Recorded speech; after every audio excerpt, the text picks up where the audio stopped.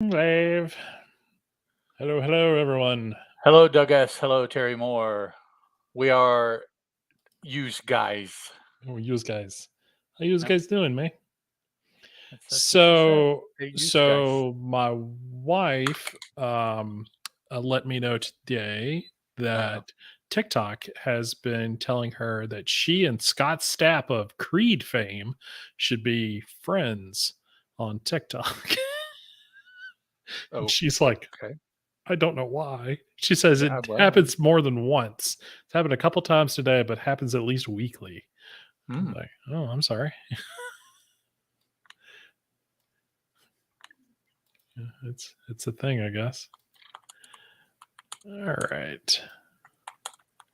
Let me do my retweeting and my whatnot. I gotta get off of Kickstarter. I'm just gonna have too much fun. Like, hey, you remember this one that you people screamed and yelled about? Yep.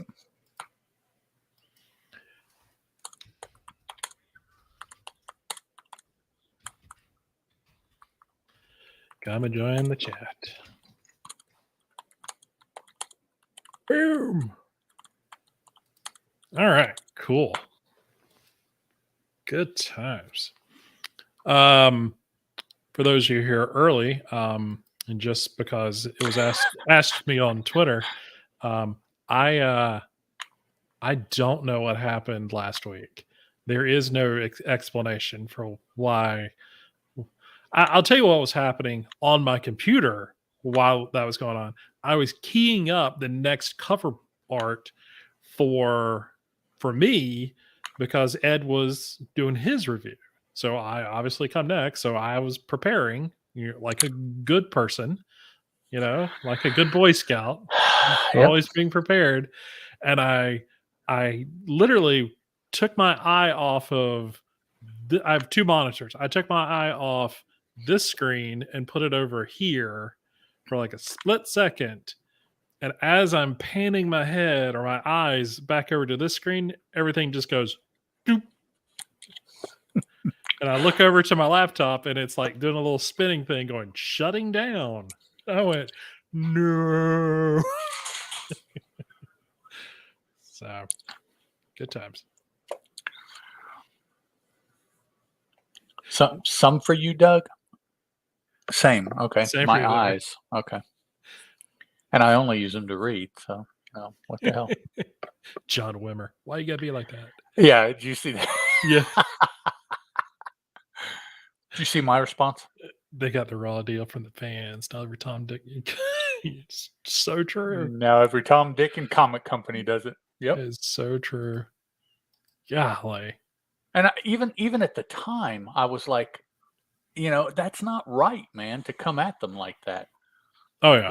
Let quote unquote the people decide if it's worthy or not. Don't Oh, you I got know? in a number of we'll call them conversations, but there were some were civil, some were, well, you're just stupid. That's what it boiled down Yeah, to. there we go. And I was, Okay. or you just want, because it was a couple of people who, like, I guess made their living through Kickstarter, and they were like, I can get my comic, picked up by a publisher, so I'm having to do it. Well, I'm like, it doesn't need to be picked up by a publisher. Like, No. why is it there? Why is it a publisher's fault using Kickstarter to do something? Back then, that was a new thing, obviously. Yep. But what is it any different from you? Well, they got the money to do it. I'm like, it's not. That's not an argument. It's And not only that, but my argument would be, so what you're saying is that the people who support you and that you appeal to are Archie comic fans? right. Yeah. Really? Is that, I mean, Well, okay. I'm not sure how you know that, but it's okay. it's the one of the arguments was, the specifics are a little vague to me right now, but it basically was like, if my supporter who has always supported my books, and these always was a word that was used, was Mhm. that always support my work, saw that one of these publishers came on Kickstarter trying to do a book, they would be conflicted who to support. I I'm I like, I you deal disagree. you deal with that every day on Kickstarter. Yeah, yeah, absolutely. You're not the only book on Kickstarter. So, Everybody has to make a choice, yeah. you know, and plus two, for the most part, even someone like who is it that I recently heard say it? Mike Myers, I think, said something about some of these bigger compendiums that we were throwing around on Twitter. His position was he'll just wait until it comes out through normal channels Mhm. to ensure that he is able to get it. Yep. And I'm like, and there probably are many, many people that do that exact thing. Mhm. You Totally. know, you don't pay 60, $70 for a uh, hardcover. You pay 15, however many times for the little guys who are on there busting their hump to get their books out there. Mhm. So yeah, yeah, and to me the biggest thing is that now look at it. Yeah. You Now freaking it's got now it's the norm. and I'll say this, but I took part in this. Now you have somebody like Boom Studios who involves Keanu Reeves in a Kickstarter. I mean, come on. I- Of I- all people, couldn't he Yeah, just pay for it himself? is there a Dang it. choice of somebody not supporting that when they see that on Kickstarter? That's Oh, for Keanu sure. Yeah. Reeves, and so it's Right. like, yeah, I want a part of history. that's it. Oh.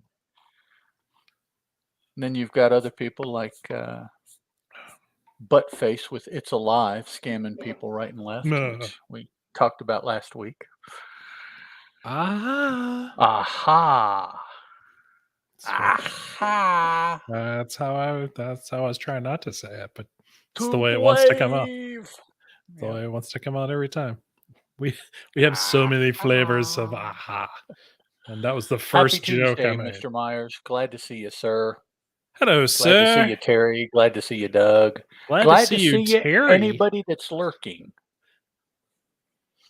Yeah, Terry Moore. No, I She's meant like you hadn't seen her today or something. Oh, no, no, we were 2 ships passing in the hallway. In the That's all it hallway. is. Uh, good times. All right, so let's go ahead and get started here. And let me say, doing this on a Tuesday, finding FOC and what's coming out next week was a little bit trickier than A normal. little, harder. A When little we wait harder. until Thursday, all of that information is readily available. Yeah, Today, had to dig a little bit for it. that was kind of the reason why I suggested the Kickstarter thing every so often. Don't need Mm. it every episode, but Well, yeah, yeah. because I mean, like one, I mean, because you will have one episode where we do solicitations, Mhm. so that's once a month, and then we'll have, and then thinking maybe one episode a month doing, Kickstarter, stuff, maybe two, I don't know. Well, we could do that, like, if, like, say, the, previews is the 1st week of a 4-week, then the 3rd week, we could do a crowdfunding segment, Sure.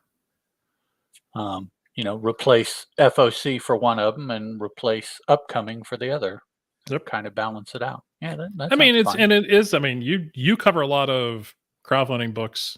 I I mean, I so have I been feel like because, it's yeah, that's I get them in, and that turns out to be a lot of times what I have read. yeah, yeah. Um, I read a lot of other stuff, but it's not stuff I wanna talk about. I am a Marvel zombie. Oh, Well, I'm a Marvel oh. zombie. There is No, no not you, reason not for you. Oh, What Mike Myers said. I wanted to find a copy of that ash can too, and I couldn't find it.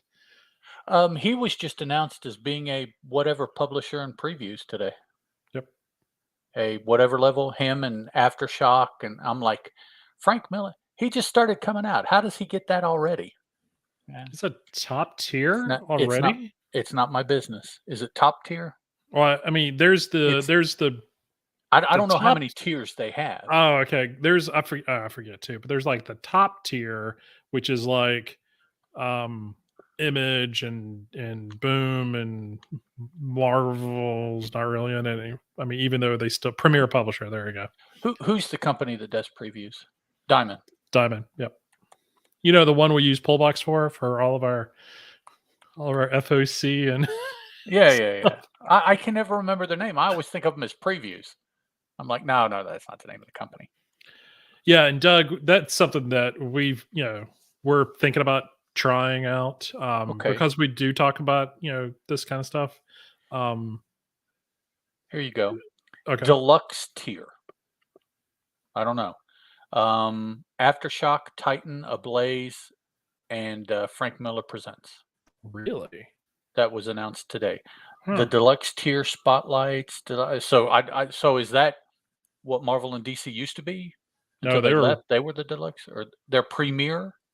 Oh yeah, they're. Yeah. Wow. See, like I said, I don't know the different levels. So,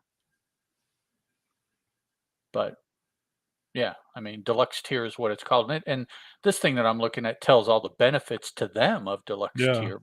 Let's see.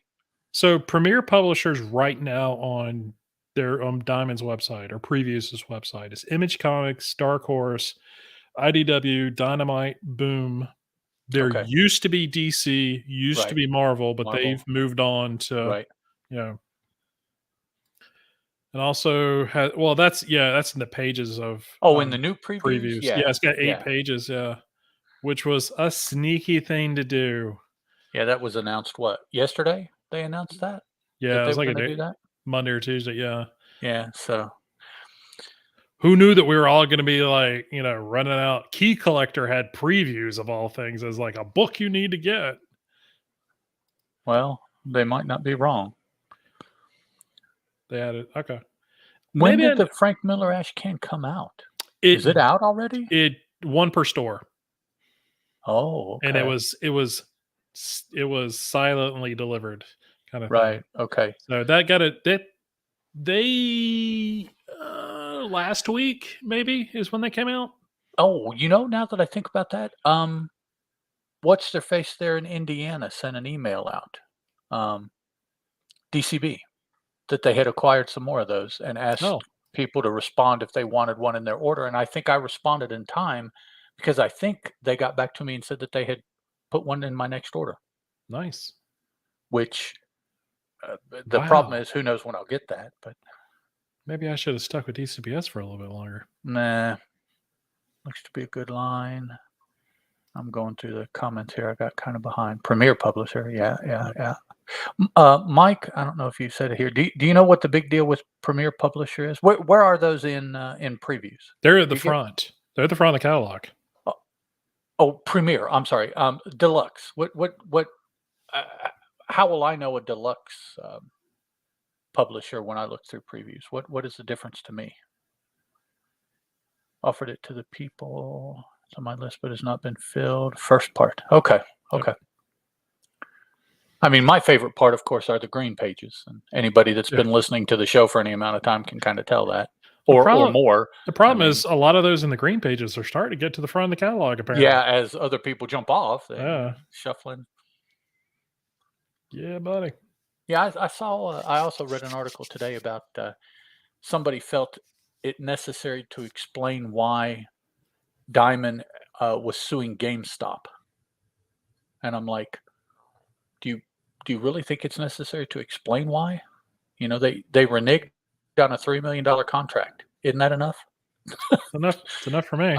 I mean, regardless of what Diamond may or may not, it's like that's and not only that, but I guess I don't know, but I already knew that a lot of times that is a by order situation. So Mhm.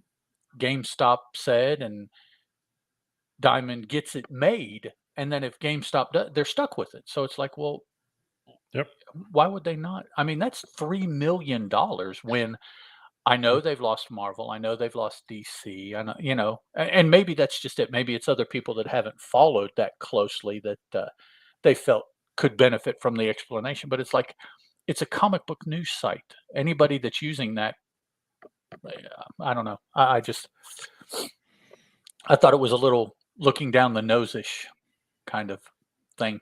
Yep. But I that's totally just me. agree.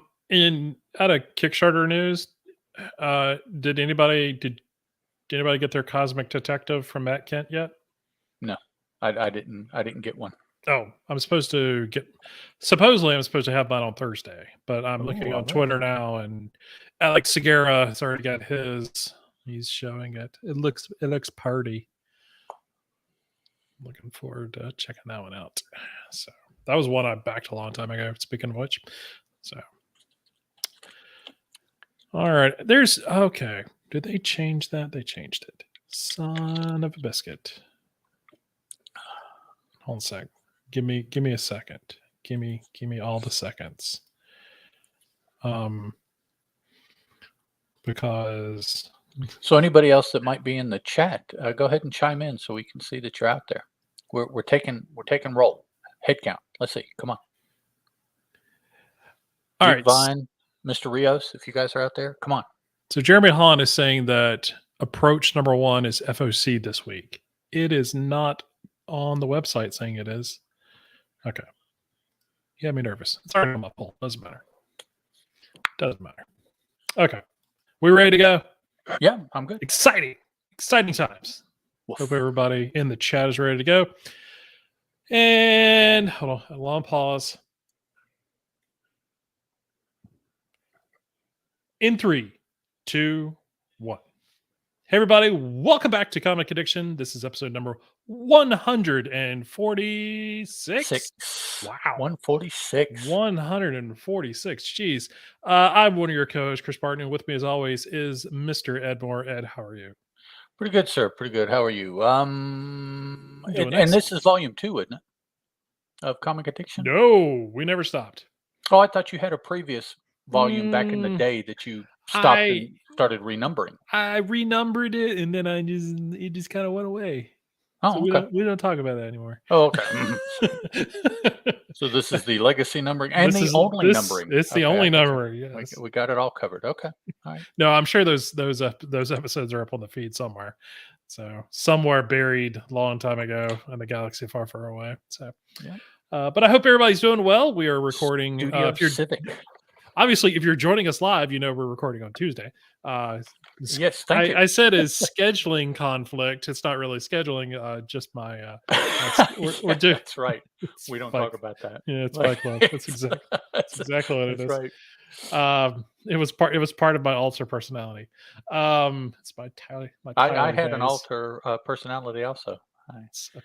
I went by Indie Man back in those yes, you days. did.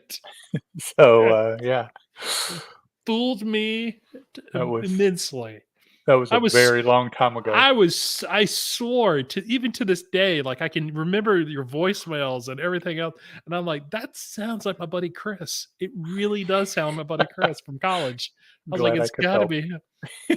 And then you were like, oh yeah, that was me. I'm like, was it? Was it really? Yeah. I'm just jumping in there claiming that. Yeah. You say so, but anyway.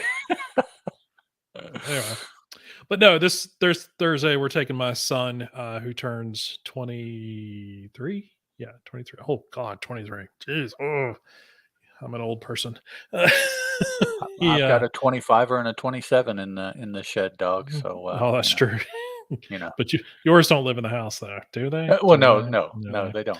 Okay, so yeah, good times. He's saving money, and that's what's important. Actually, I haven't brought this up yet, but so that everybody here knows, to give you the chance to be on the live show next week. It probably will not be on Thursday next week either because I have some obligations.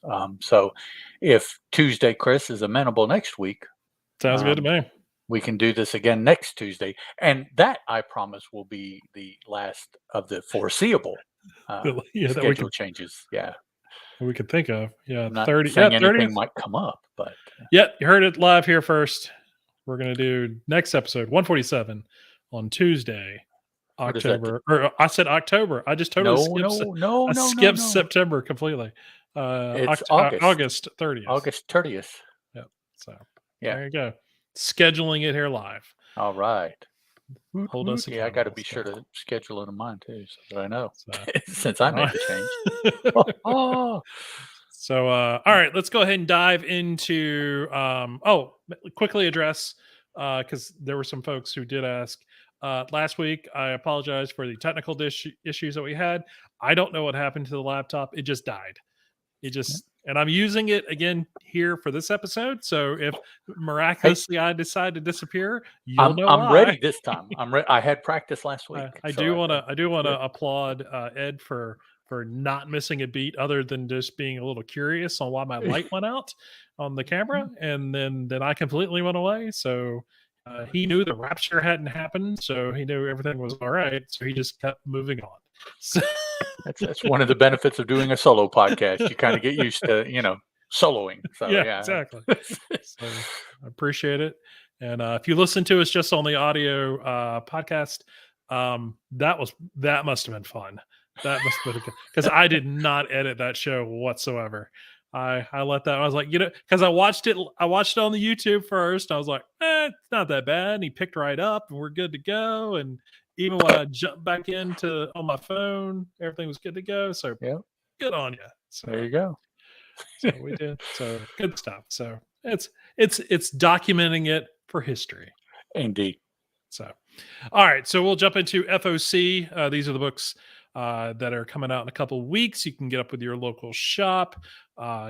Their deadline is August 29th, but as you know, check in with your retailer and they'll let you know kind of what their deadline is for you letting them know. So we'll go ahead and jump in, Ed, with the first pick. If I had to edit, I would stop podcasting. LOL. Mike, Mike, you're as a 100%. solo voice, that is something that I consider frequently. I do Editing not or enjoy quitting? the editing. Oh. Quitting because I have to edit them all. I hate editing. So Obviously, overrated. it hasn't stopped me for anybody that follows Teal Productions, but yeah, it's. I've tried to hatchet it down to just the bare minimum is what I do. So I try not to do too much that has to be, and then yeah. Yep. All right, so we've got Earth Drivers #1 with an Albuquerque cover from It's a IDW sweet looking Publishing. cover. It is, yeah. This is coming to us from Graham Jones, Stephen Gianfelice, and let's see. Whoa, I'm sorry. Let me try this again. Written by Stephen Graham Jones. There we go. There you go. Art by David Gianfelice, and the cover, this one that we see here, is by Raphael Albuquerque. That threw me off because I'm like, I know his first name is Raphael. What is this? David? What? Yeah, reading. Sorry. Years 2112. The apocalypse has occurred. Rivers are receding. Oceans are rising. Civilization is crumbling. Humanity's given up hope except for a group of outcast indigenous survivors who have discovered a time travel portal in a cave in the middle of the desert and figured out where the world took a sharp turn for the worst. America. Well, yeah, thank you, Trump. Oh, sorry. Convinced that the only way to save the world is to rewrite its past. They send one of their own on a bloody one-way mission back to, not Trump, but 1492 to kill Christopher Columbus. Where it all started. Really? So, and does this say, it doesn't say how many issues or anything like that, does it? Nope, just this first issue. That's got to be a mini series. I'm not sure that concept could be an ongoing. Well, I mean, this says book 1, Kill Columbus. So is that there doesn't seem to be. Okay. Let me look here because this. So maybe it's a mini series, and then book 2 will be something else because the first one wasn't successful. So they go and try again. They'll go backwards. It's at least 3 issues. That's goes through December 7th. Solicited. Yeah. So I forgot I could click on that and it would tell me. But but either way, that just sounded like an interesting concept to me. Sending somebody back in time to kill Christopher, of all the people. I think this is the first time I've ever heard going after Christopher Columbus. You always go after Lincoln to stop what he did, Hitler to stop what he did. I've read somebody going after Churchill to stop him, and but Christopher Columbus, okay. All right, I could see how that would change some things. I mean, somebody's going to find America, but I guess it won't be the. Who was he with? He was Portuguese sailing for the Italians. Is that right? Was it the Spanish? Anybody out there know what is? Who did Christopher Columbus discover for? And I don't think he was of that nationality either. No, he wasn't. No, I think it was Spaniards. He sailed for the Spanish. Well, I mean, we've got. I guess these are his ships here. I don't. know Yes. what country the cross is a symbol of like that. I thought that was English, and I know it wasn't them. So, anyways, okay. There. I was a biology major in college, not history. So Don't there worry, you my go. wife's a history major. I won't tell her that I didn't know the answer. Oh, okay. You can ask So, her though, and maybe I next week you can tell us. I can, and then get laughed at by her, which Well, is a you didn't normal know that. which is a normal thing, so all right, so my first pick is Vanish, number 1, Image Comics. This is Donny Cates and Ryan Stegman back together again to do their first creator book, together, not their first creator book apiece. But, yeah, this is the book that's getting the hype. If you really liked Venom, apparently you should really like this too. I am super curious about it because Donny Cates, well, first off, Stegman on art, sold. Didn't need to tell me anything else. But Donny Cates as a writer is one of those for me that he can either have me as soon as the book starts or it takes a couple issues. Like and I know that sounds very vague, but it's like I just won't like it at all. And I'll have to read a couple issues and I'm like, ah, no, he's got me. Like, I really liked Crossover. I like all of Crossover. No, Hyper, it's not Thursday. Oh, You're still good, dog. yeah, you're good. Yeah, Oh, here we we go. didn't time travel. He was Italian and he sailed for the Spanish. So, There you go. Chris, We you were got right. It was, and I was kind of right. I knew Italy was in there somewhere, but right. yeah, Yeah, okay. So he was Italian sailing for the Spanish and jeez, discovered America. by accident. Well, He really found the Caribbeans. That's just go really what he wrote. this way and see. There's something out there. Yeah, we'll just keep going until we hit something. You could ask the S- Vikings what was out there. Or yeah, you exactly. could ask the not the So Hospitallers, but the Templars, because Templars, they apparently may. they came. Yeah. So okay. So yeah, so this is a story about Oliver who leads an average cookie cutter suburban life, except he's mentally unstable. So far, we've described Chris, and massively paranoid. Smokes like I don't smoke like a chimney, but I don't get blackout drunk. But I Not might anymore, have. but there was that one There was time. that one time That one last time week in on a band camp. Thursday at band Yeah. camp. We do that joke here too. So yeah, so Vanish number 1. I'm looking forward to it. I just don't, it's got every reason for me to really, really like it. But like I said, Kate's is one of those, it sometimes he gets me first page, and then sometimes it takes a couple issues, and I do take those couple issues to wait and find out because I have learned from experience that I can't just write him off. At least from my tastes in comics, I can't just write him off because when I do, I typically never can find those issues for under $20. Yep. So, There you go. so I have to hold on. I got to You need to. try it out. That's right. You need to figure it out up front. Got to work through it. So, And I'm sure your interest is not hurt by the 30 plus store exclusive covers that oh are my coming out god. with that one. No, I'm not collecting any of those things. Dear Lord. But yeah, that's a nightmare and a half. All right, Yeah, so what you got? and who who was that from? Stegman? Wasn't that Stegman's Stegman's Substack Substack, that yeah. where he announced it? And the cool thing is that he had them all, Yep. That is which I'm cool. like, I mean, wow. Usually some of the or not usually, but some of those, might not come out until months from now. But he's mhm, like, nope, here's the artwork for all of them. that's good Didn't though. tell where they were from or anything. Well, no, I think there was No, a list. there's the list, yeah. Yeah, of where they were from. So, okay, moving on, moving on. This looks good. Hell is a squared circle one shot. Aftershock Comics. I'm a huge wrestling fan, and unless something just absolutely turns me off about it, I will always be interested in wrestling comic books because there truly aren't that many. Um, and actually, none of them has come up because they have kind of gotten behind. But um, Squared Circle Comics is a big company that I support on Kickstarter when they put stuff out too. Actually, no, I did have one of their books, didn't I?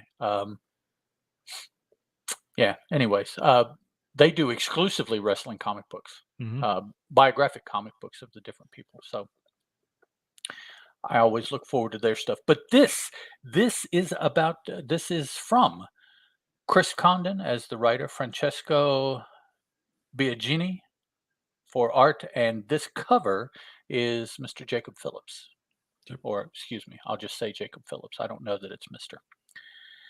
And it is described as wrestling noir. So it's wrestling black. No, that's what what's their face does in AEW when they turn out all the lights. Which now that I have been live, I understand that it is nowhere near as dark as it looks on TV when they turn out the lights. Because on TV it looks pitch. I'm like, how do they see and not fall and break their neck getting in the ring? But now that we've been at the venue, I'm like, there's plenty of light, man, Yeah. dude. Who are you sneaking up on? Yeah, really. This is Ted the Irish Muska.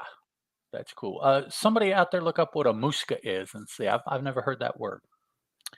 The Irish Muska Walsh is a third-tier wrestling heel with a problem. So that means he's on elevation, and that's it. Yeah. Dark elevation. That's as far as he gets. He's the NWA's equivalent of the Mulkeys. Yes. Yes. Remember the Mulkeys? Yes. Blue That's trunks, exactly. blonde hair. Two of them, they were twins. Yeah. That's okay. it. He's behind on rent, child support, and his career, but he thinks he can change things. As he attempts to take control of his life, his actions leave him with blood on his hands. Ted finds himself on the run from the authorities and the darkness of his past. As Ted tries to escape his former self and build a new, better future, his mistakes come back to haunt him in the ring and out of it. 48 pages, prestige format. Yep. I know I've not read Condon's that Texas Blood series that is over at Image, but I've heard really good things about it. So have I, yeah. And Biagini doing Dingo in 18 Days over at Boom Studios. I know Yes. Okay. Yep. So I know exactly what his art style is. So this and it's 48 pages, $8. It's not bad. No, not So at all. definitely check that one out when it hits the shelves. And these Aftershock one shots like this have been pretty good. I think I've gotten most, if not all of them. So they've got and I say that because that to me that just means they've got a particularly good eye for the extended story page. Their one shots. So. Cool. My next one does not have a cover art for some reason here on previews, but it's the Death of Superman 30th anniversary special. So I am not a Superman fan. Not of the character, like the character, just I've never read them. I've read a lot of them. I've discovered on my own. I was like, oh, I did read them for like 5 or 6 years straight, but never really found something that I just really enjoyed. I do enjoy a lot of the sort of Elseworlds stories and stuff like that. Those have all been really good. I mean, All Star Superman, I think is the one that everybody goes to, but I'm a big fan of Birthright. I'm a big fan. Mike does not like the I think idea you that offended Mike. I Chris. apologize, Michael, for offending you. Wow. Yeah. So I'm gonna get up and walk. No, I'm just kidding. Yeah, really. I was Step falling out of my away seat. from the mic. Yeah, but yeah, it's a thing. I'm sorry. I mean, I am a Batman fan, so if that tells you anything. But yeah, I've just never really found a writer that does anything. But that being said, when the Death of Superman happened, that was the first time since Crisis, the Shield era. Yeah, exactly. That was probably what drove me away. I got to read all these books to read the whole story. It was a good concept, for continuity's sake. But I hadn't been reading it up. I read it during the crossover of Crisis because my buddy Mike had all those books. There you go, Mike Pope. But then didn't read it again till the crossovers with Millennium. But then that was it. And so when the death came, it was more because it was on the news. And so my family was asking me all about it. And so I'm like, I don't know. I don't read Superman. So anyway, so I went to my local shop, picked up the issues leading up to it, the whole, Doomsday stalking across the countryside and taking out the Justice League and stuff like that. And I've have thought about going back and picking up and just kind of like you and Steven are doing, not going Mhm. that far back, Well, but yeah. going back to like Crisis and or even John Burns' Man of Steel and picking up from that point. I have a couple of friends of mine that have done that and are doing that, collecting it from that moment forward, and it's probably not super hard to do. Um, but it's just one of those things. Superman's that character that I would like to be able to crack the code, the why I Mhm. don't enjoy it. And it probably it's not that I don't enjoy it. I just haven't really it just hasn't resonated with me. I don't know why. I So read, the 3 chapters of Death of Superman probably for the first time last year, I oh think. really? Okay. Mhm. So So, yeah, but that's what I started I'm reading. Yep. I'm wanting to pick up this and I have it on my FOC. One because there's some new stuff in it. It's fine, but when the death of Superman happened, I remember reading all of it. I bought the Roger Stern novelization Mm, and mhm. read it over a weekend. Like, and that's has a lot of sort of the extra stuff, the extra story and all this other stuff. I mean, it's true novelization of it. Thoroughly enjoyed that. And for a small minute, um, Uh-oh, my turn. your My statement turn. Sorry, Michael. it's just the way it is, I've man. I said at the top of the show I'm a Marvel zombie. So Right, yeah. DC, I've dipped my toe in and jumped out. I mean, just over See, time. I've read, a handful of books by probably most of the major characters at DC, but I've never read anything extended except for Doctor Fate. Otherwise, it's just in and out, in and in out. It's just DC's where I got started. That's uh, how well, I take it back. I got started through Marvel's Epic line, okay. reading Ooh, ElfQuest and nice. Yes. Dreadstar. I've read Yes. those. Yes. And then Yes. read obviously G.I. Joe and Transformers like most kids did. But I Oh, really have you didn't seen get the cover for 300? no, I haven't. Every single character Nice. Now who on that drew it cover, though? and it's a gatefold. You gotta I'm surprised it's Oh not my bigger than that. every single character. Oh, man. Do you Okay, know who so drew the cover? I don't remember. It Please just be Ro recently started making the rounds that was gonna be the I cover, need to so look. It'd be really cool if Robert Atkins did it, but, let me that's just see. me. I'll look it up while you're Okay. But no, so I when this got announced, the 30th anniversary, they're gonna a lot of people sort of scoffed at it, but I'm definitely picking it up. I'm not buying all the variant covers and stuff like that. Probably will buy the regular cover and maybe the backed edition or something like that, just, for nostalgia's sake. Um, Jamie Sullivan. so I'm not reading the series right now, so I don't know if he's Yeah, I'm just a not sure. regular artist or not. Says with over 300 characters on it. Mike says, "I hope Hama has some presence." With Oh, the I new do too. publisher. I hope he's still writing it. I just read today that rumor is that Image is getting it after, IDW's done with it. Yeah, but who? I mean, There well, there's a part of me that hopes not, because the last time Image had it, I was not the biggest fan of it, so I'm like, let's not go back to that well." the problem with that was it wasn't Image; it was Devil's Due. Well, yeah, true, Devil's Due was publishing through true. Image until they got their own publishing. Right. So, but like you Kirkman. said, yeah, Kirkman gets it totally. Totally. What is that, The Walking G.I. Joe? Yeah, Or there you G.I. go. Joe Dead? Or no, sorry. All right, so let's see what you got next. All right. I believe my Nice. final book, is, yes, The Crumrin Chronicles. This is starring Courtney Crumrin, who is the girl in the jacket on the cover. Older, by the way. Up until this point, the Chronicles are the resumption of this, story after having several miniseries and then an ongoing for a little while that, NEFA did. So this is the second volume. The first volume is set up just like this. So reading the second volume would actually be at a disadvantage because it is merely a continuation of what they did in the first. Oh, okay. This isn't a collection of books like a typical trade paperback would be. Mhm. This is an oversized continuation of story. But Courtney Crumrin is a young lady who, when I first met her at the beginning, was a rambunctious, probably middle schooler, maybe just at the edge of high school age. And her dad was a very, very famous slash infamous warlock.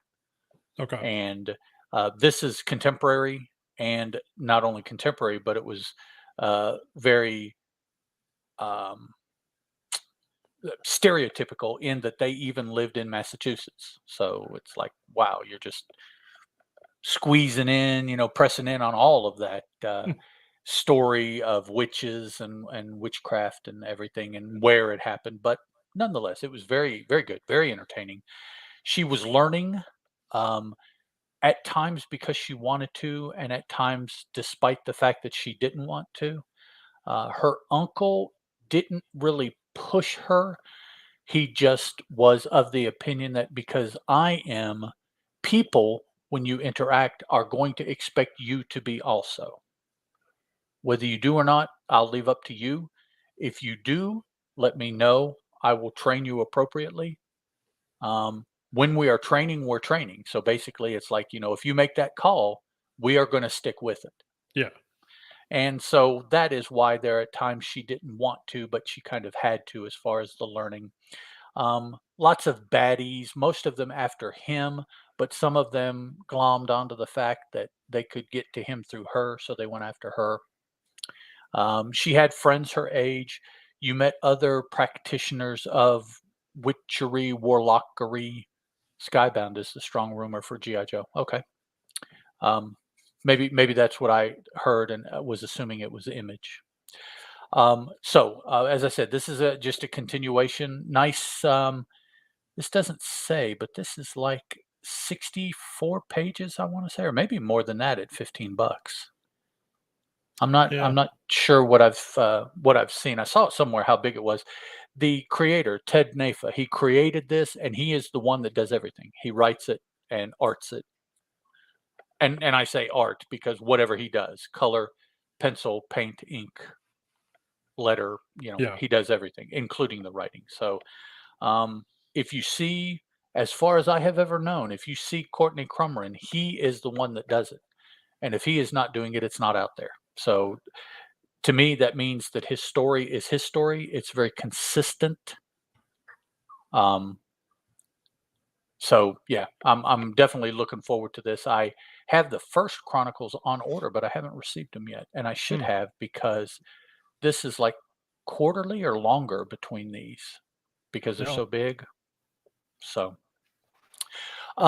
in the chat, Chris, I see that Hyper asked, "Doesn't Sullivan draw grim booby tales covers?" Oh Uh, yeah, I'm not sure if he does grim covers or not. I don't I'm know. assuming you're referring Xenoscope I would think so. with the booby tails. Yep. Yeah, off the top of my head, I'm not sure if Sullivan is doing grim covers or not. Let's see. Is it official? Is it Yep. official? Yeah, and then Mike is telling us that And that's and the rumor. I've heard that rumor Okay, too about the Skybound. okay. Yeah. Well, I mean, it would be a good property for Skybound slash Image to get a hold of. Although Hmm. Skybound really isn't Image, is it? Skybound is Kirkman, Well, yeah, but and Kirkman is Image. I mean, it's a it's publisher under Image's banner. Yeah. So, but they have a giant office building. It's ridiculous. All right, so my last book for FOC is Bloodshot Unleashed #1. I am a big fan of Bloodshot, and my son's a big fan of Bloodshot, so we're a Bloodshot family. That's what I'm trying to say. We did not watch the movie, by the way. Sorry, just one of those things. Happened right when the pandemic started, and just didn't care to go go watch it. But so this new series, there's a lot going on with Valiant right now, man. which is another reason why I wanted to also have this. Um, but it Get it while you can. Is Get that it what while you're you saying? can. The last bit of information that I saw was that Valiant was going to go to one Book book at a time. at a time, Yeah. whatever that So means. So I guess Bloodshot, well, so Book of Shadows is already going. So it's gonna halt. I think issue 2. Then Bloodshot is gonna come out however long Bloodshot is until like January or so. So it's like 4 issues maybe or 5 issues. And then Book of Shadows will pick up after that. okay. And So then but truly, Archer, they're only publishing one oh book, and yeah, then just when one it's book. done, no, okay. Yeah. And then Archer and Armstrong, from what I understand, which just started, I think got Mhm. canceled. And so, or it's on hiatus, whatever that means. I think what they're doing is that Book of Shadows and Bloodshot are already in the can, and Okay. I would think Archer and Armstrong would be too, but maybe not. Um, but Bloodshot is a big seller for them. I'm assuming, and none of this is like anything I've read. It's just just I know Bloodshot's a big book for them, and so and Hyper's exactly right. If I can click on my arrow, if they're able to pay their creators, yeah, for Yeah, sure, and that's that's. But it's one of those things. It's like you know, what is the cause of what? And this is not a speculation show by any stretch. I'm not going to go into all that. But yeah, it kind of that whole situation at Valiant sucks. It's sucked for a very long time over there, and every time I think things are turning a corner and it's gonna get good, or at least it's looking promising, it falls apart, and then we're kind of back where they're going. So yeah, it's kind of sad. Hate seeing this happen to Valiant again. But unfortunately, it's kind of how things happen sometimes. So I'm gonna be supporting Valiant as much as I can, and then keep going. So all right. So I'm not sure what Mike thinks sucked. the situation Oh, the sucked, I think, situation Mike, sucks. Oh, is for what sure. Chris was saying, not the Yeah. company or anything they're putting Oh out or no, anything because like I know that. Mike's a fan of Valiant. Um, so hopefully, yeah, hopefully everything will work out. So, all right, so that's it for FOC. Final order cutoff again. These are the things that are cut off on the 29th. So you get up your local retailer and uh, check out, when their deadlines are. So let's see. We'll stop that one. And then I gotta get to my other one All right, because next up, I think, is our new release talk. I'm a professional, and apparently I didn't have that up on the other screen yet. There we Oh, go. and these are scheduled to new release on or about August 31st. Yep. Supposedly they're coming out next week. On Which or about, yes. You never know. yeah. All right. So what is this? Oh, that's a very different cover than the one I've got here. Oh, Um, Disciple One Shot coming out from CEX. And this tells us that in the not too distant future, a legendary, this is what grabbed my eye, Kung Fu master it all makes sense now. dies under mysterious circumstances. Well, listen to this. During the funeral, his training hall is ransacked and a lifetime of teaching stolen. Now his estranged former students must band together to recover the secrets their teacher shared and uncover the ones he kept hidden. That that just sounds awesome. That sounds awesome, man. Okay. See, here's what I need you to stop doing. I need you to stop Oh, show, finding interesting things for showing yeah. me interesting Sorry, books man. that I haven't noticed yet. And Well, then see, go, because I know at least 2 of my shops won't have this book ordered. There maybe one will, and that'll unfortunately be I'm gonna have to go to all 3 to see if this one. See, now if you'd have told me this at or FOC. what you do is you just wait a little while, go to Lone Star slash My Oh, for Comic sure, Shop, yeah. Mm. and order it there. And even to make sure if you like it, set up for issue 2 and 3, whatever, so that you can catch up. When they come in, they'll tell you, and you can order you're far enough ahead, you can start ordering them with your regular orders. Yeah. So Oh, is that how that works? I don't know, sex, LOL. So I'm it's not yeah, sure. CEX, SEX. Yeah, I'm not familiar with CEX? that. So Oh, I get it. CX. I have Yeah. heard of comics experience before though. Yes. So So yes, there we go. I mean that's just an elevator pitch that I'm like, okay, I'm there. oh, for You know, sure. No, I get that. let's see it and see what it is, and we'll decide after that. But you won the opening battle because you got me to open the door. So Exactly. that's yep. Oh, I'm gonna have to look for this one. All right. So next week I'm looking forward to We Only Find Them When They're Dead, number 13. This is a no-brainer. I talk about this book all the time. So we're getting toward the end. I mean, it's one of those things, a few more issues to go. So this, a couple issues ago, we did the time jump, again. And so it's just more of the same. I mean, it's probably visually one of the most stunning books that's on the shelf. Mhm. If you've seen Simone DeMio has been doing a lot of DC covers. And I may actually do I have one? He did a Robin cover here not too long ago, and I thought I still had it on my desk, and I may not. I don't apparently have it on my desk anymore. Oh, this is professional. Oh, there it is. Found it. Uh-huh. But he does some amazing. And let me zoom in on this one so you In guys can check in this out. embiggen. Uh, does some Your light's amazing. killing it. There it is. There you go. Amazing work. Yep, and that Uh, looks just like his art in this book too. yeah. Yeah, that is. So I highly recommend checking out his work anywhere, but his interior work is just like that. You know, it's you don't get a higher quality on the cover than you Mm-mm, do interior. mm-mm. It is literally the same high quality. So Did you read the first issue of this last chapter? no, not yet. I've been Okay, debating whether or not just to hold off because I know it's read going them to all. end. Yeah, Yeah, and just read it all at one time. yeah. I was curious what the time jump is between chapter I 2 think and it's chapter 50 3. years. Okay, Yeah, it's a huge jump. okay. So, but yeah, so it's the last arc. So we'll see. So, all right, what you got next? All right. Next, I looked at and am looking forward to Appalachie. Ooh, no, Appalachie? Whoa. that's this up here. Appalachie Paranormal actually is what my hat says. That's why I had it on the brain. Apache Delivery Service. This is the trade paperback, four issue, 5 issue. I think it was 5 for some reason.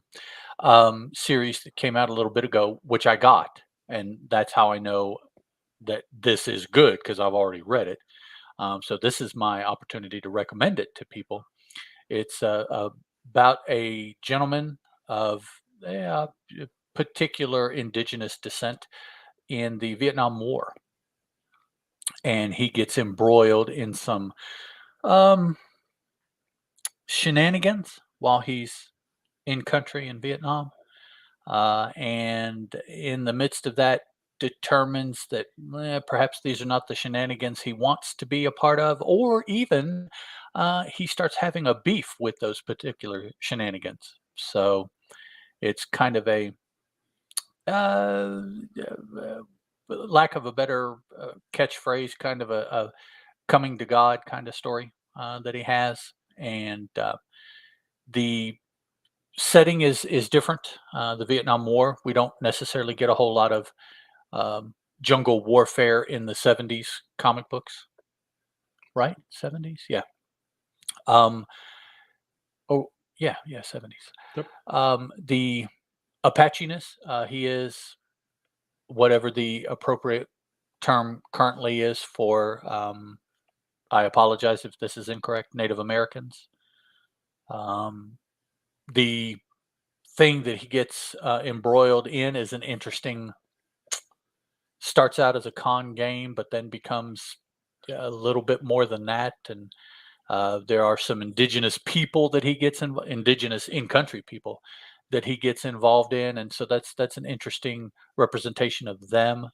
So just overall, I think it's a good just reading experience. Even if any of the particulars are not your kind of thing that you go for in comic books, I think the story altogether is entertaining enough that it will take you through the trade paperback if you give it a chance. $16, yeah, that's not too bad, or at least that's what I'm looking at here. That's on sale for 16 at Oh, okay. Things from Another World. Gotcha. Uh, uh, MSRP is 19.99. So. Yeah.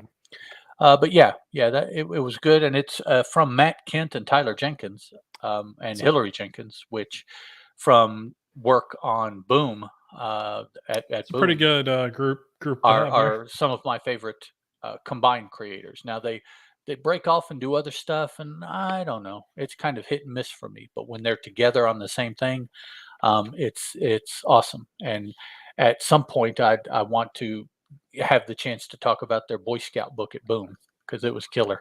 Oh yeah, that was a great one. Grasslands, it was Mhm. killer. So yeah, Yep. maybe someday. And I totally agree with Mike Myers. Ken is one of my favorites. Great writer, great person, and great artist. I have not met him yet, but I would like to meet him someday and just shake his hand. Well, or wave at him and go, "You do some good stuff, man." His creativity is awesome. Yeah, for Yep. sure, for sure.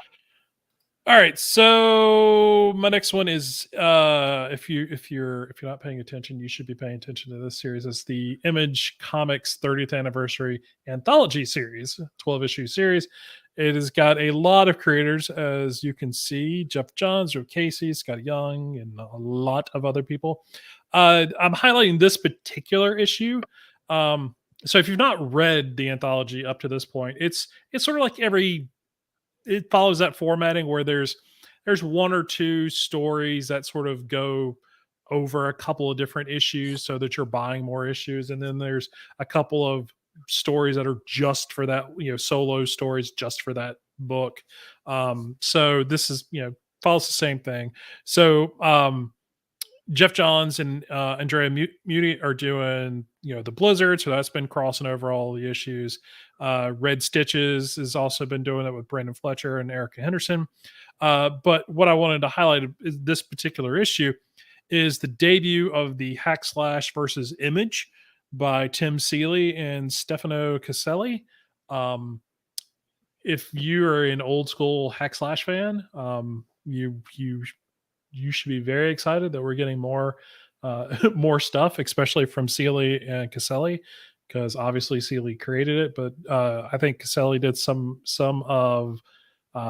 amazing cover art as well as some amazing interior art for the books that he did do. And then also and this is sort of a like, okay, Chap Yeep is doing a Extreme Studios Dutch serial. Or no, sorry, Chap Yeep's character Dutch is doing a new. Dutch, yeah. Yeah. So raise your hand if you remember who Dutch is Oh from yeah, Extreme Studios, Youngblood, and all that. I I'm like, remember Dutch. wow. So Joe Casey and Nathan Fox are doing that. That's awesome.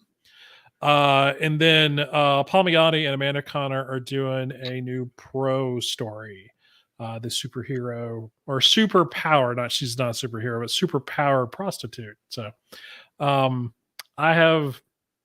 hoping to pick up that first or that the first printing of the graphic novel this week. Hopefully, I've got my local shop's got one on hold for me. So lots of cool nostalgia in this one, plus just some good new stuff. So Image number 5 is the one I'm picking. Let's see what Mike's got to say. I truthfully get lost in most of the stories. I remember 2 or 3 stories per issue and forget about the rest. So when I get the next issue, I don't remember what happened. That's like with most anthologies. It's like if you read enough comics, it happens all the time. You can't track everything all the time. Yeah, it just. And the pro is excellent. Chris, did you know that who is it? Longbox Heroes, I believe, is the name of the company, is currently trying to fund a series of 5-inch figures, one of which is Casey Hack with a baseball bat. I think I've seen something about that. Yeah, it's going around. It's her. The Goon with a wrench, Tick, Madman, Mr. Monster, Grendel, and Airboy. Oh wow! And then they recently opened up a set of figures having to do with the Rocketeer, I believe, also as Oh, cool. related to this, but not. And basically, what they're doing is they have this list of figures, and each one has to be funded by pre-orders of 1,000 for each Oh, figure, okay. or Well, that makes none of sense. them Yeah. will be made. Yeah. That makes And then sense. once all of them are funded, are fully funded, it opens up the hidden figure that you can only get if you get the entire set. And I want to say that the Casey Hack was that hidden figure. Hmm. And 4 of the 6, I believe, have reached the 1,000 figure or more funding, with the other 2 less than 100 away. I myself ordered a tick figure. So, And who did you say is doing it? um, Long Box Heroes, or you can go to bigbadtoystore.com and they have it there. Okay. But if you go to look for Long Box Heroes, or Fresh Monkey Fiction, I'm not sure which one of those it would be under. There we Yeah, go. that's the one I'm looking at here. That's the toy store. Fresh Monkey Fiction would allow you to go, I think, and get them individually. If you didn't want the whole set, you could pick and choose. Unfortunately, I think they go like 25 a piece. Oh, So wow. for a 5-inch figure, that's, yeah, boy, they're funding it all right. So, Yeah, they are. but the These are some tick good looking figures, immediately. The Grendel, yeah, that one in particular. Airboy, I don't know if there's another Airboy figure out there. The Goon, I Oh, don't know if there's probably another not. Yeah. figure. So, yeah, it's kind of a it's crowdfunding, but they're kind of doing it themselves. Kind of like, who is it? Spike Trotman started doing with her books because she got fed up with Kickstarter, so she just puts it up her books on her site recently, and you basically do the same thing. You pledge to buy it, and these figures apparently are going the same way. This isn't the first time. I think if you go to their specific site, there's like 2 or 3 other series of figures that they have done the same thing with. Some of them are still available, some of them are not in production anymore. So, Okay. but just Cool. Casey Hack, if you're a Casey Hack fan, I remembered that I saw her figure, so threw it out Oh, there. nice. All right. So what you got next here? My final, looking towards next week, is Classified Black Box from Fair Square Comics. So we're told this is written for us by Fabrice Sapolsky. The art is by Seb Lemirand, and this cover is by Tom Lyle. Uli Troy is a historian working at the secret White House storage facility somewhere in Maryland. He never thought he'd stumble upon one of the most explosive secrets American presidents have managed to keep under wraps: a music box, which stayed in the Oval Office for 200 years and recorded every conversation in the room, unbeknownst to any soul. The Black Box was produced in 2011 and similarly remained hidden for over a decade. This is the book itself. Hmm. The creators were going to bring it back, but then Tom Lyle passed on. But now, in kind of in honor of him, they are putting forth this remake of this with his Mhm. redone um, art as part of it, and finally coming to light. It was supposed to come out in 2019, 3 years ago, which I'm sure the Yeah. pandemic kind of porked that as well. But Oh, yeah. but yeah, think of that. A music box that for 200 years recorded every conversation in the room. Oh my goodness. Wow. Want to know where all the bodies are? Oh, dude. That is even better than the president's book that what's his face hunted for, or not hunted for, but wanted to know the existence of. Oh, Um, oh, talking about National Treasure? yes, in the second movie, wasn't it the president's book Oh, that he was looking for in the second movie? I've never watched them, so I don't Uh, know. Terry Ann, if you're still out there, isn't that what that second movie was about? I know. Uh, yeah, I can't remember. I do remember watching a little bit of it, but this Yeah, I is believe. from Fair Square Comics. Okay, Yes. I'll check this one out because I like me some Tom Lyle stuff. All right, so my last book, I hate to say unfortunately, but it is unfortunately because I couldn't find another one that I was super excited about. I probably should have looked a little harder. It was a rush day. Doing it on a Tuesday is really hard.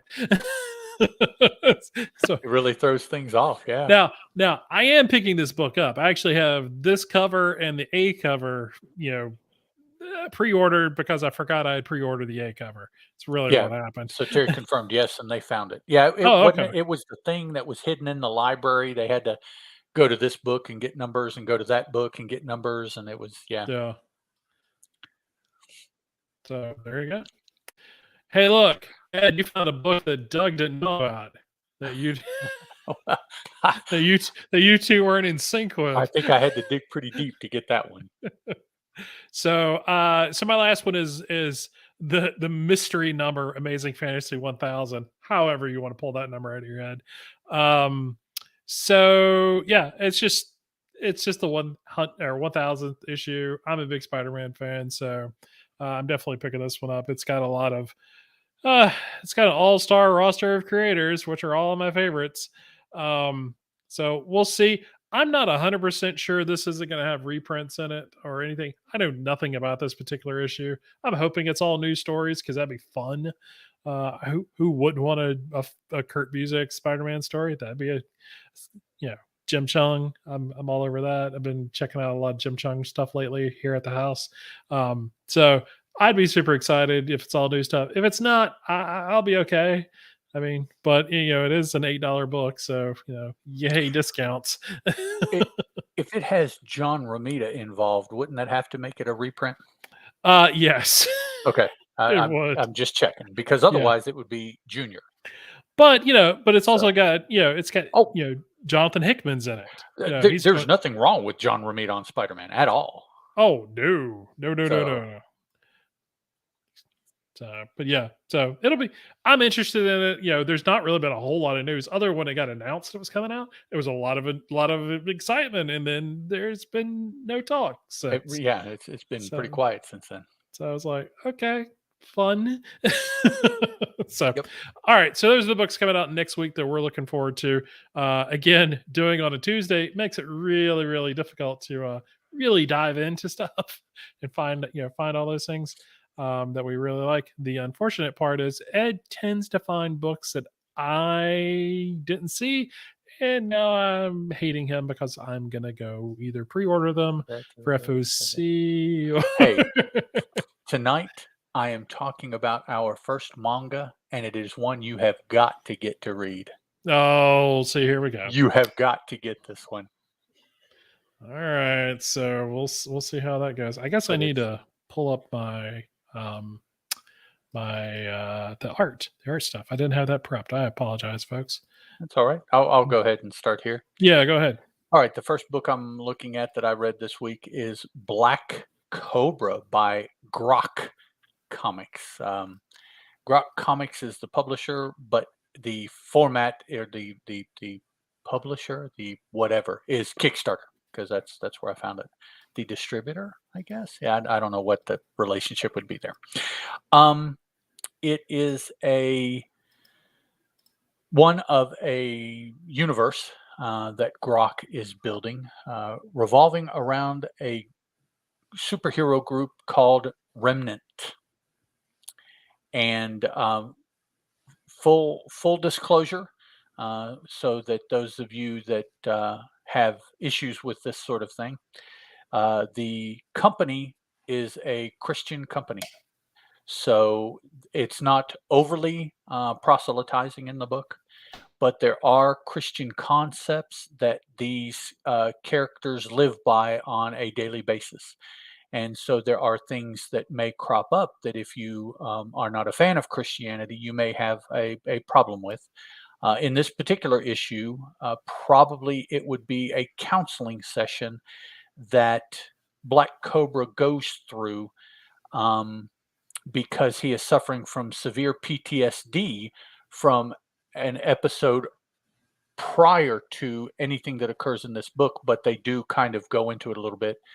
So, and it involves living a particular lifestyle that involves daily prayer, It involves Bible readings, and so there are a couple places where the counselor proffers a Bible verse to focus on for that week until the next session. But again, it's not what it's not, and I'm a Christian. It's not what I would call preachy at all. And I have learned over time to try to be sensitive to things like that. I can appreciate that people have their own views and beliefs, and let's just leave it there for a lot of folks, and that's cool. Um, One of the things that drew me to this book, and other, probably 2/3 or 75% of the books that Grok has put out on Kickstarter, Grok um, comics, Grok, what are they? Yeah, comics, Grok comics, hyper on Kickstarter.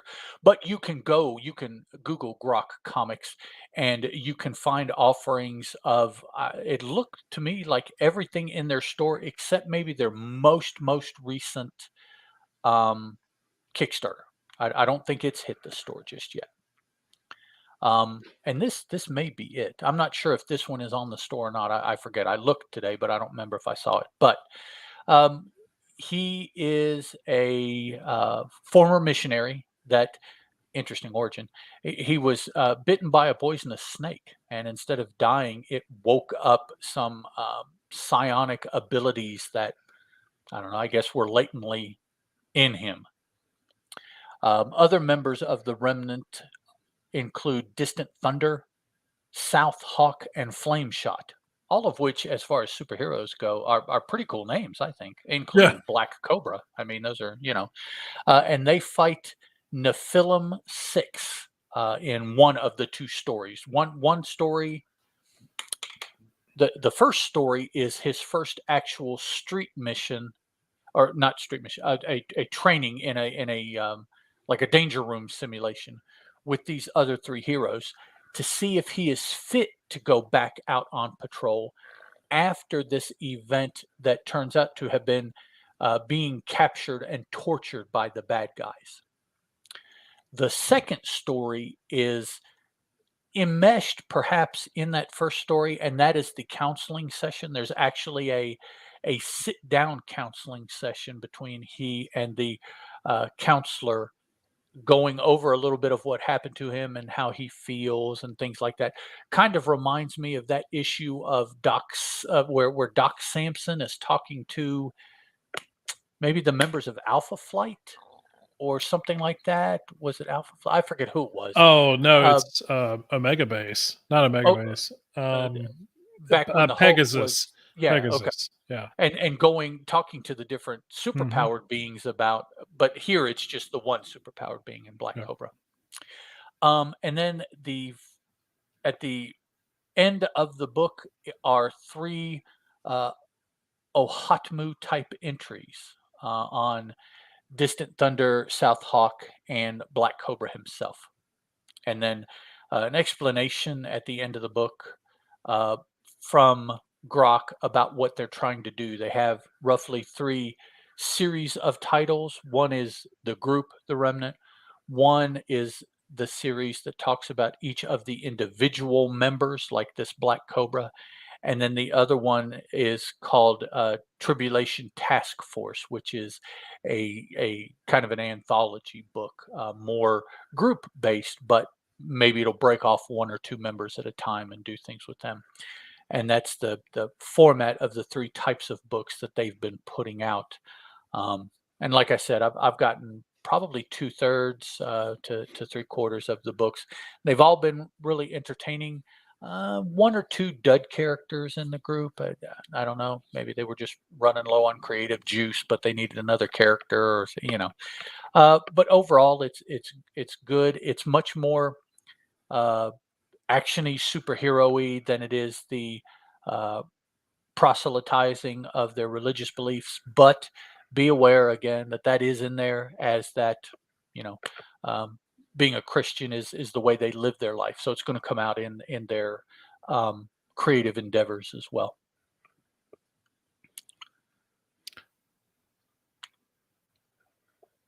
Oh, is that it? That's it. Oh, That's okay. it I for thought me. Nope, nope. You I'm you good. did that you did that pause, and I was kind of like, Dramatic and pause. that was it. Okay. Yes. I was like, oh no, did he disconnect? Did he? Yeah. Is it your week Am I to? still on here? Hello? It's your week to do it. So yeah. So all right. My next book or my first book up is going to be if I can get the cover, is going to be Barbaric. Number one. This is Axe to Grind. It's volume 2 of the series. Um, if you remember last week, I did not mean to quit sharing my screen there. I apologize. Technology. I'm learning how to use it again. Um, but so this is Barbaric. Um, it is. This is the cover that I have. There are a bunch of other covers that came out. I did not pick that cover. That was the only one left on the shelf. Uh, Apparently, because when I was like, "Hey, did y'all pull this book for me?" and they were like, "No, let me pull it off the shelf." Or What like, book? "Oh, yeah, what book?" So, so Barbaric two acts, or this is book 2, Axe to Grind. This is done by Mike Morrissey. Art by hold on a second, let me get to my Art by credit. Nathan Gooden. The colorist is Addison Duke, and Jim Campbell is the letterer. Thank you very much. Again, published by Volt. So I really enjoyed the first miniseries. If you haven't checked it out, I highly recommend it. You can pick it up in trade, single issues, all that other good stuff. I picked it up sort of on a whim. It was obviously a Vault book, first issue, so they've always, that those are good things for it. Plus, I know Mike Morrissey's writing has always been something that has entertained me in the past. He's done a lot of work for, I mean, Vault especially, but has done a lot of work over at Boom that I've really enjoyed.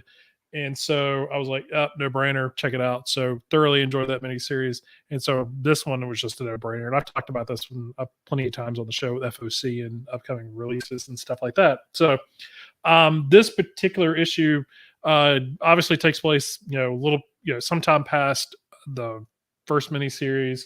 Owen is sort of still Owen's the barbarian, by the way.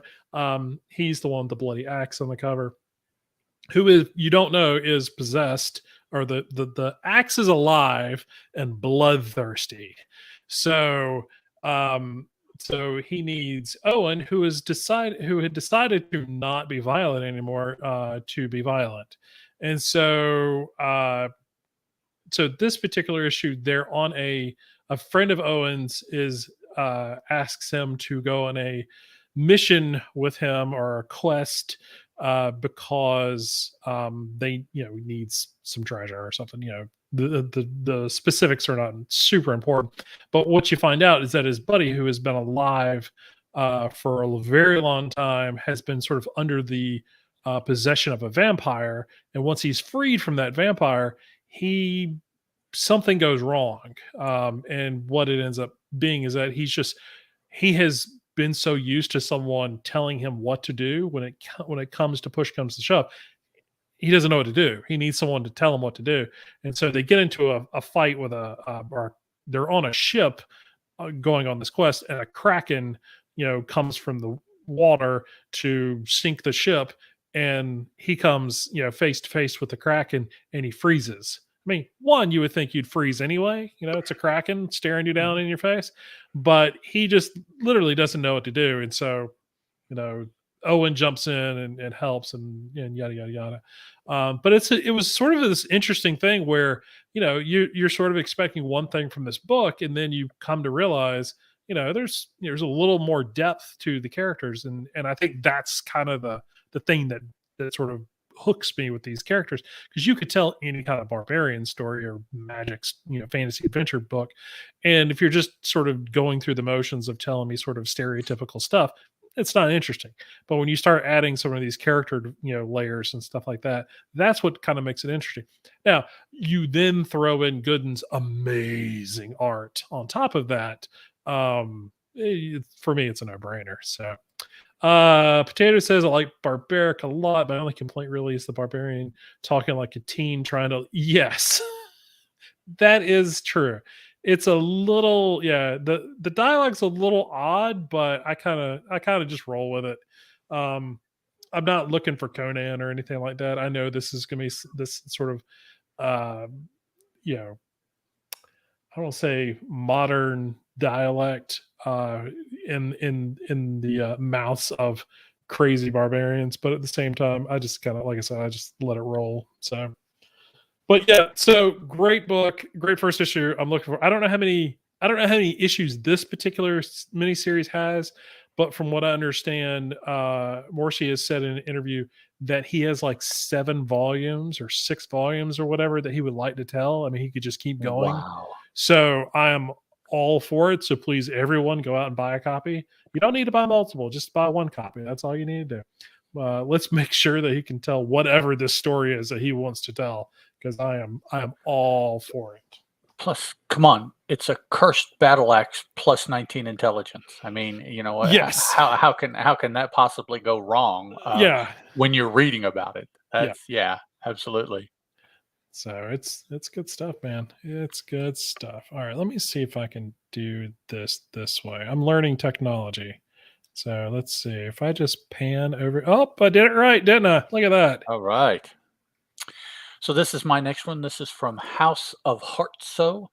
The creator is, or the writer is Everett Heartso.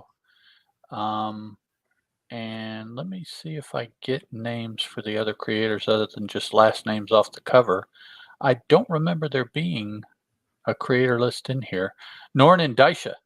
Uh, these Kickstarter peeps are not big on indicias, I've noticed. That is something you don't get much. But the artist is Salaza, and the colorist is Ahmad, or the letterer is Ahmad. I'm not sure exactly. I apologize. I should have caught that and done a little bit of research. Uh, Probably the main thing that caught my eye was the fact that this is written by Everett Hartsoe.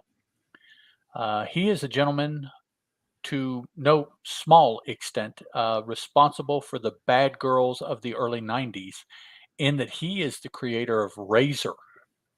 Oh, that's Razor, for right. those of you that might not know, is the rather svelte black leather wearing young lady that had looked like she always had a scythe attached to both of her arms, and that was her weapon. Um, so this is a new creation, as far as I can tell. I've not, in what research I did not see this. What's her name? Sage come up anywhere yet. Bayonet. I'm not sure how that fits in with the what goes on inside the book, or how the story goes further. The only place that this appears is on the cover. Now, this young lady, I believe, is Nyx, as she is referred to in story. Uh, Kind of a not a new story concept. You have the aged veteran sage in the killing fields. Eric Powell and Billy Tucci had early work on it. Really, I did not know that. Hyper. Thank you for that. Did not either. Um, Wow. and I consider myself a decent Billy Tucci fan, but I was not aware of that. Eric Powell, I know who he is. He's Goon Dude, and he's uh, Hillbilly, or whatever that one's name is. And yeah, so, okay, that'll make me look up Razor now. Not that I wasn't going to anyways, but um, okay. The aged grizzled veteran, except she's female. That's Sage. She has a Robin, shall we say, a young orphan-esque kind of situation. Her name is Nyx. The two of them living out in the boonies. One, so that Nyx can be trained by Sage, which she has apparently done extensively, but also because Sage is hiding. Either she's hiding from, or she is um, either she is hiding from someone, or she has just gone into hiding because something about a former life she does not want to deal with. But both of which are stories that we're familiar with from media, movies and TV. I mean, they eat that stuff up all the time. So Order of the Snake. Not sure the connection, but they find that Sage is here, and they're looking for Sage to get what she knows. So they want in her head, and they are being led by a grizzled gentleman with white hair and white facial hair named Cross with a K. Cross. He's leading a squad who has gone out, has found out where Sage and by extension Nyx are living, which is in Whittier, Alaska. They do tell us that here. And this first issue, again, this is a Kickstarter. Not again. Well, I guess again, because so was Black Cobra. I got this off a Kickstarter. It's 2.5 years late. So the second or third issue should be out by now, but just recently I got the digital of the first, and I don't even know if they've started shipping out the physical of the first issue yet. So this series kind of fell behind because of the pandemic, I think, for the most part. It's he says that it's a 4 or 5 issue series, just this series. Now, this apparently is something that Hartso wants to keep doing through Kickstarter, that he has recently said, because he's a fan of how it has worked out for him so far. So Cross and the Order of the Snake encounter Sage. Everything is set up so that if they're ever attacked, Sage knows what she needs to do. Nyx knows what she needs to do. The story goes about illustrating for us what they're supposed to do. Sage is not able to finish up on what she is supposed to do because she succumbs to the attack. They end up gassing her. When Nyx realizes that Sage is not meeting where they're supposed to meet, Nyx armors up and goes back to get her. And that basically is the story. Very, very eye attractive artwork. There's no problems discerning anyone from anyone else. Males look like males, females look like females, even covered up in parkas and fur and stuff, which the assault team, because they're outside in Whittier, Alaska, which I'm sure is not all that hospitable. Cross looks like a bad guy. Of course, Sage, she looks like a toned down early 90s bad girl. I mean, I'm sure if this book had come out then, she would have looked a little bit more sexual, I guess. Rather, I was thinking feminine, but she would look a lot more sexual than she does here. And I'm sure that's a result of time, because Mr. Hartso is very familiar with that concept in Razor. I mean, she was one of the more vicious characters out in the 90s, but she never looked like she was trying to disguise the fact that she was a woman. I Right. guess Yeah. is the best way to put it.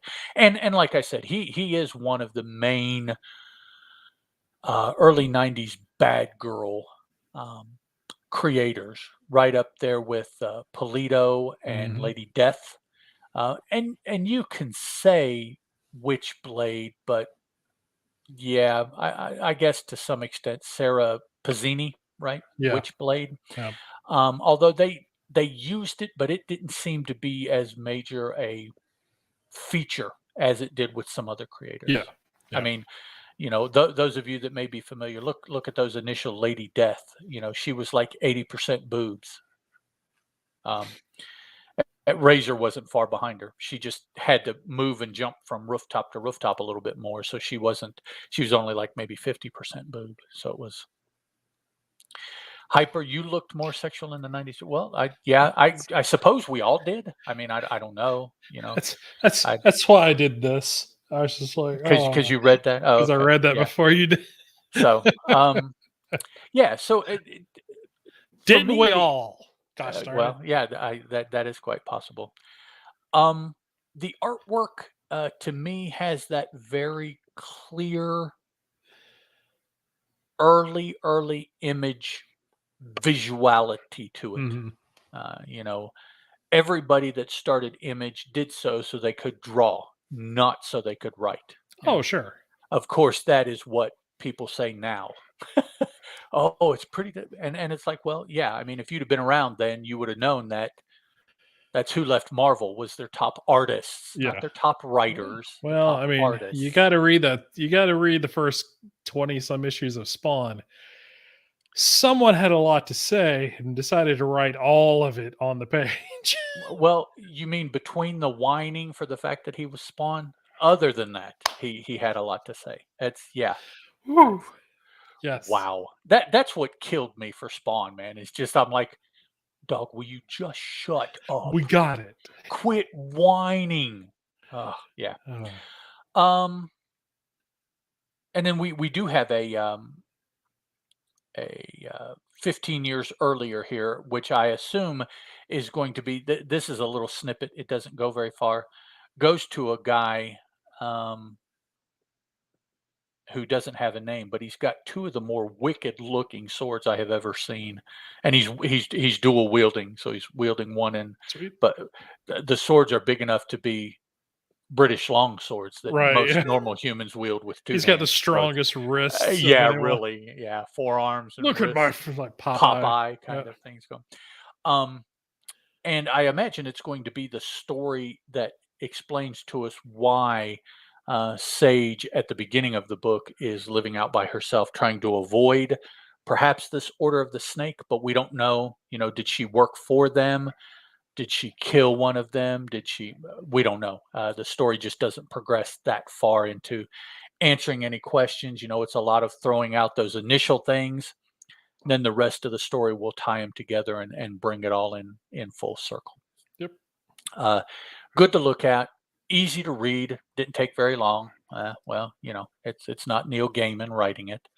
Um, Fun, actiony, very reminiscent of early 90s, but not, you know, not completely. You couldn't take the book back then because it would be different enough that it would stick out. But you can certainly tell that the writer and the preferred art style is um, trending to, or they're wanting to emulate that a lot of the 90s feel, Yeah. but not completely. Yeah. So good stuff. Everett Hartsoe, look him Cool. up. Original bad guy, Original. All right. Cool. outlaw. Poison Elves, that's another outlaw. The dude that did Poison Elves started out as I Lucifer, and Yep. he had to transition it to Poison Elves because the public was not too keen on a character named Lucifer. Um, what was his name? I forget his name, but he was another one of the outlaw slash rebel slash punk rock creators Yeah. in the early 90s. Remember all those things. That was a good time. It was like because I was working in a comic shop at the time. Yep. It was Oh, it's just it all that was goodness. very unique to, or not unique. Well, it was unique compared to what we have and see now. Oh yeah. There were segments of the comic books that just felt completely different from anything else.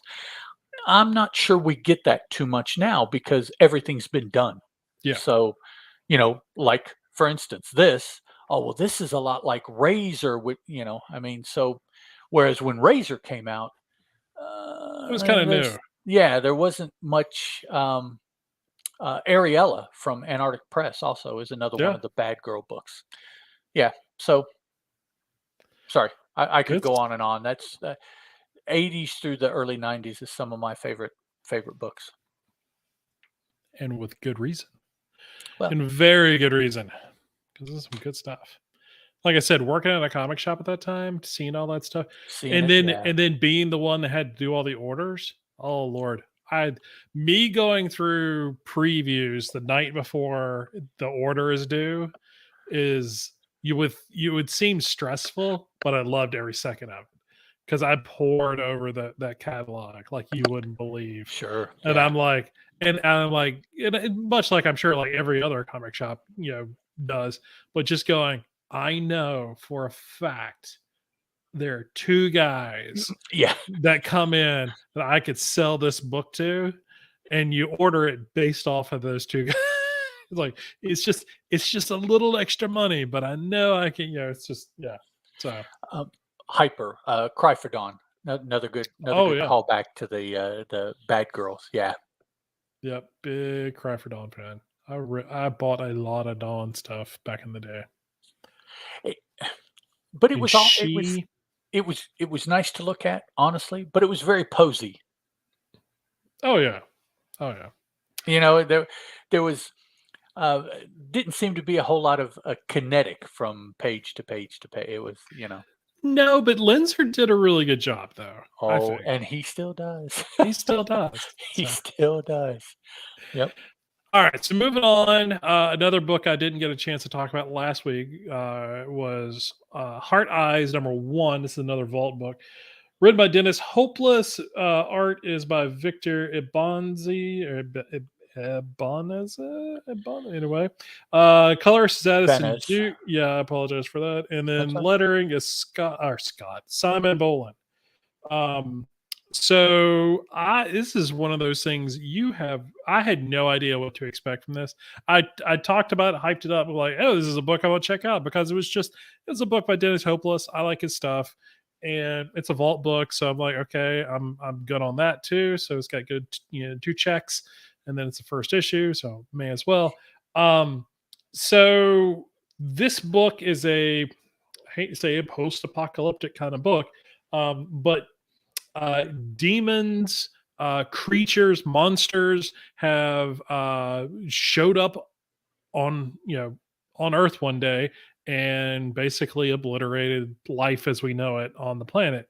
There are small patches of humanity that are still alive. They live underground. They're surviving. They're scavenging, and all this other stuff. And so that's what life's like.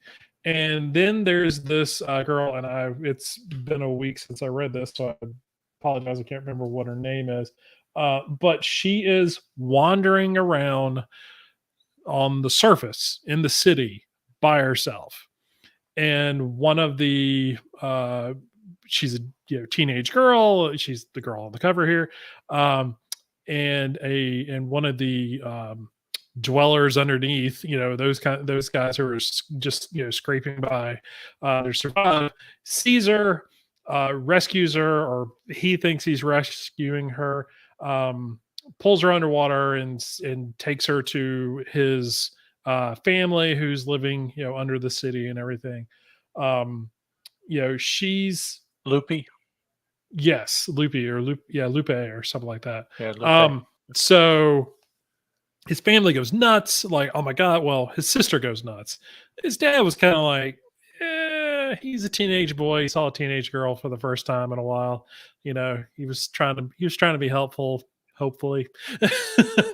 And so his sister's like, oh, you don't know who she is, and you don't know where she came from, and she was wandering around by herself. Why was she by herself? Why didn't anybody attack her? She's super paranoid.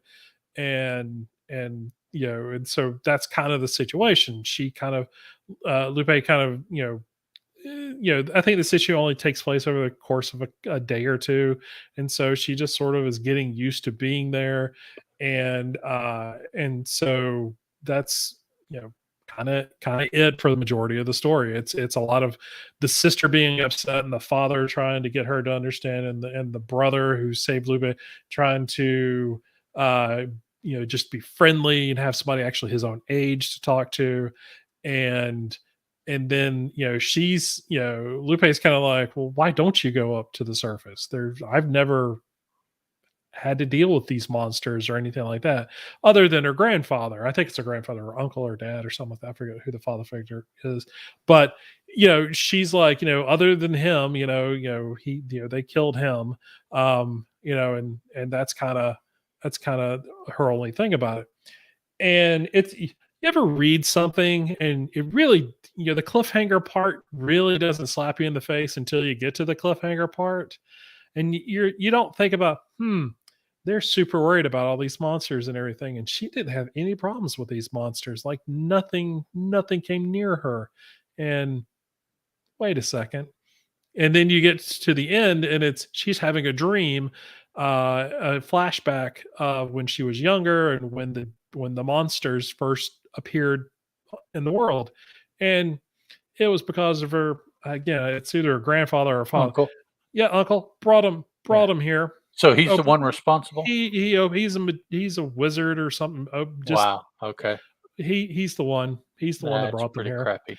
And so apparently either, and there's no explanation of why the monsters don't, they just ignore her. It's not like they're like, oh look, she's relative. We should be. There's nothing like that. It's just like there's no explanation yet, but I'm sure there will be. Hopefully, not for me, not critical for the story. But it's one of those things. Get to the end of the book, and I'm kind of like, oh, well, that makes total sense. I guess So, uh, great first issue. I mean, I really enjoyed it. Like, it's sort of this. I'm getting a little. I'm getting a little weary of post-apocalyptic type worlds and stuff like that because that seems to be a go-to for a lot of folks. But it's one of those things. Don't we live in one? Well, I don't know, but it's kind of like if done well, if a trope is done well, it still can be good. And so Hopeless does a pretty good job of bringing us into this world and not focusing so much on the world, but really focusing on the family. And again, you could say Walking Dead did a very similar thing. And so this is not Walking Dead by any stretch, as far as that kind of take on things. But this is kind of how the book was written. It's more focused on the people aspect. The art in it is gorgeous. um I was blown away by it, so I'm really looking forward. I've already added this to my pull list. I picked up the first issue just to try it. It's already on my pull list now, just based off of this first issue. So good stuff. Let's see. Hyper had something here in the chat. I was working for a shop when the original Lady Death was solicited. It was my best pick based on sales. Yes, he sold the mess out of that book. Yeah, it was easy back then. It was super easy. Yeah, Lady Death is constantly on my yearly project list. I pick a book or a character to try to catch up on, to try to read each year, and currently she is probably the top prospect for 2023 for me to try to collect and do a read through of Yeah. Lady Death, particularly the chaos stuff. Hmm. Evil Ernie, and then her other appearances with Purgatory and Yep. whatever else she's got. Don't. I recently found a really good checklist, actually, of all of her stuff up to the start of Polito's kickstarting of Oh, okay. her Cool. new universe. So this goes through cross gen, I was gonna say uh, cross gen. Yeah. goes through chaos, goes through who else? Dynamite, or maybe not Dynamite because Yeah. Dynamite didn't publish a Lady everybody Death, else went but to published Dynamite from every other Chaos, but character. Yeah. yeah, somebody else, Chaos, and then oh, Avatar, and Oh, then yeah, yeah. Cross Gen, and Mhm. then this stuff that he's putting out through what does he call it? Coffin Comics, I Yeah, think he Coffin, calls it. yeah. So yeah, but yeah, Lady Death, she may actually make the cut to be the one that I try to read her chronology next year. Cool. All right, my third pick is a manga. It is my first manga. It is, um, yeah, I was going to say no. Polito doesn't have Evil Earn anymore. That's Dynamite. Yeah, Uh, Dynamite's got that.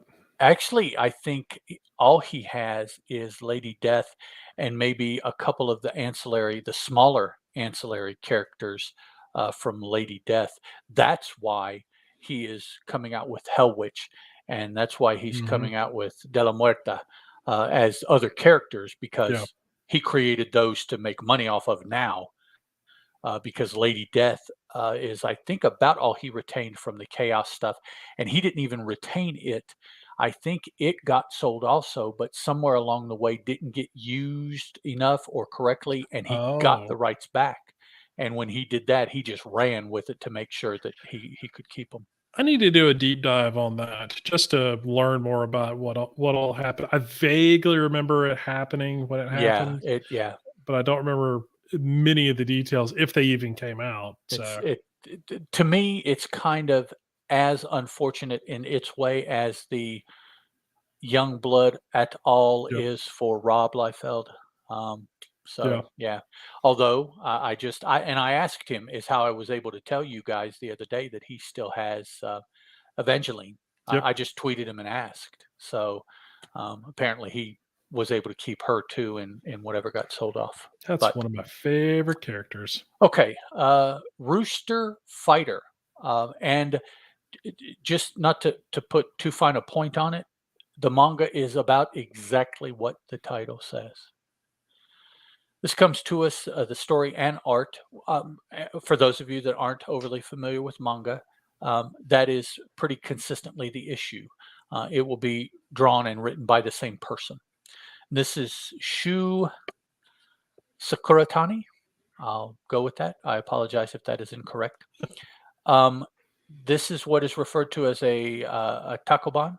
It's a collection of individual chapters, typically in Japan. And I'm sorry, I'm going to do just a quick little uh, manga bio again for those that may not be as familiar with manga. Um, I've noticed that there are a lot of people that just have this intense manga bias. They consume American comics, Mhm. but they just rip down the drawers and poo poo on manga for some reason. And I don't. And seriously, there are people that are that against it, and I'm like, what is the Yeah, problem that doesn't here? seem right. You know, a takoban is like our trade paperback.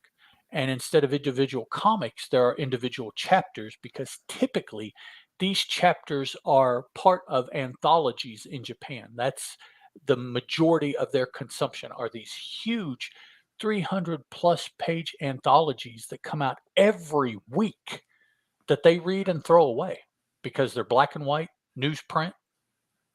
So what the companies finally started doing is they started collecting individual chapters for the properties and putting them together in a book and selling that book to where now these collected volumes are starting to be the more prominent uh, vehicle that Japanese readers consume.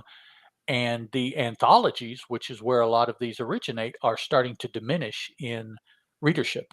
So they're kind of undergoing this conundrum of, well, but this isn't where these originate.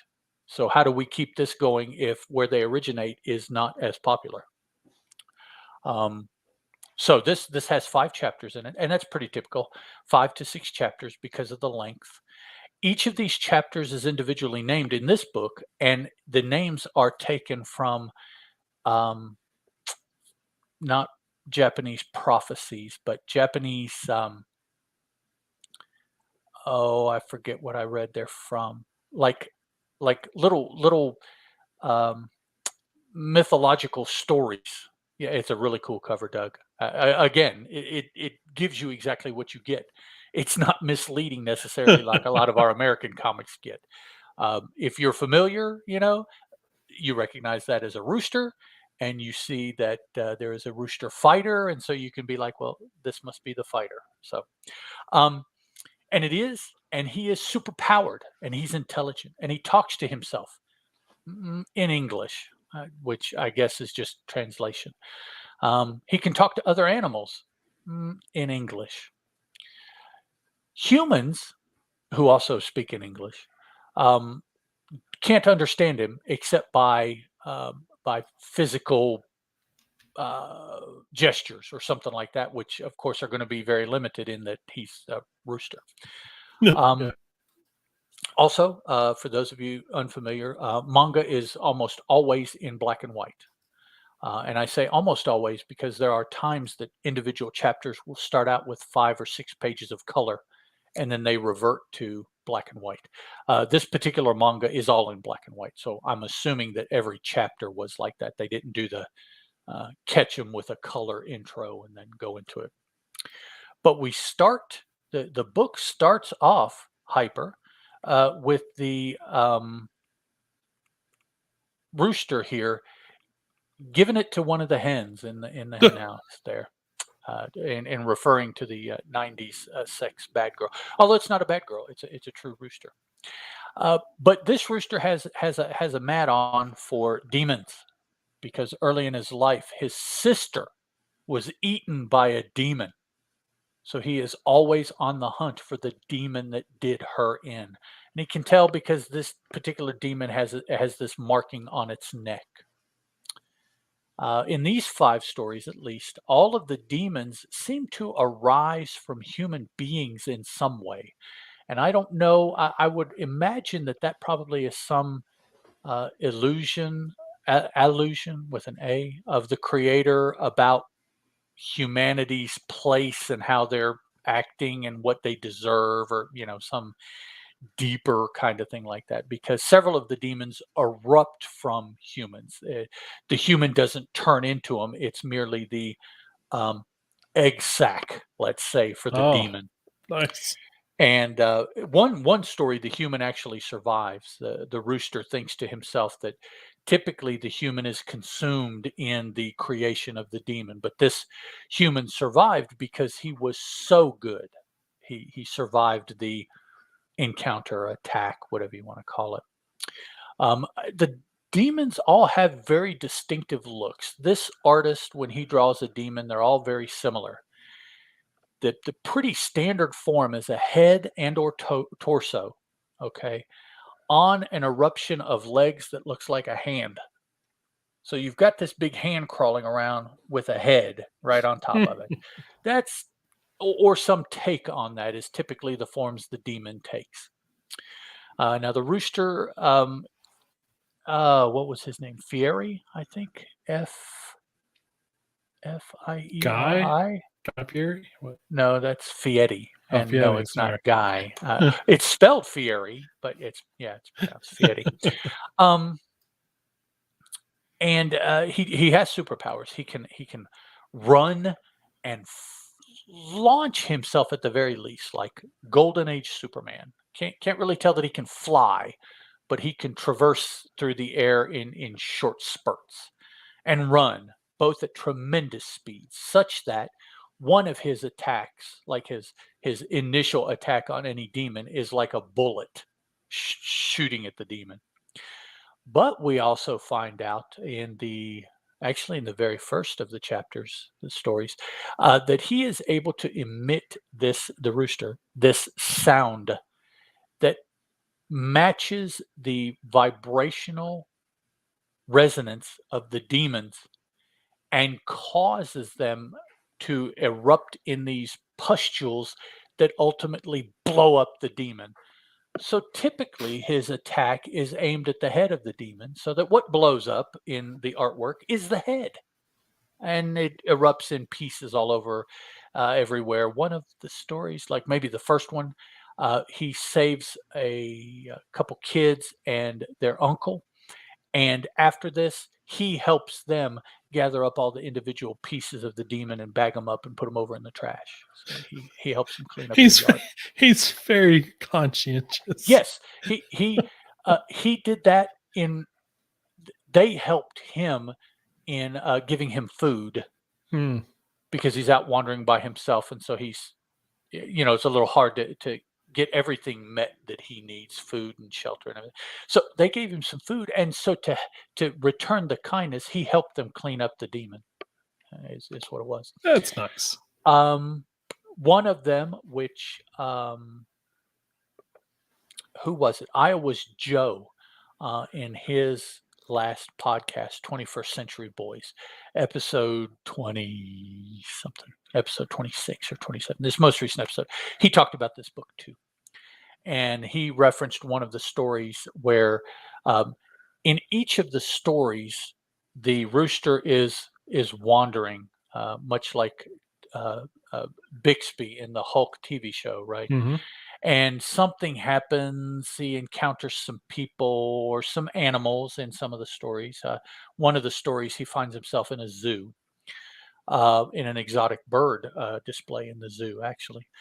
And he helps them by defeating the demon, and uh, whatever the aftermath is. Either someone thanks him, or someone benefits, or he saves something positive, and then closes out the story, and he moves on in his wanderings and does the same thing. So overarchingly, it is rather formulaic. That's fine because shit, it's a rooster attacking demons and beating them. He's a regular sized rooster. Demons are like multi-story creatures. So it's like this little okay.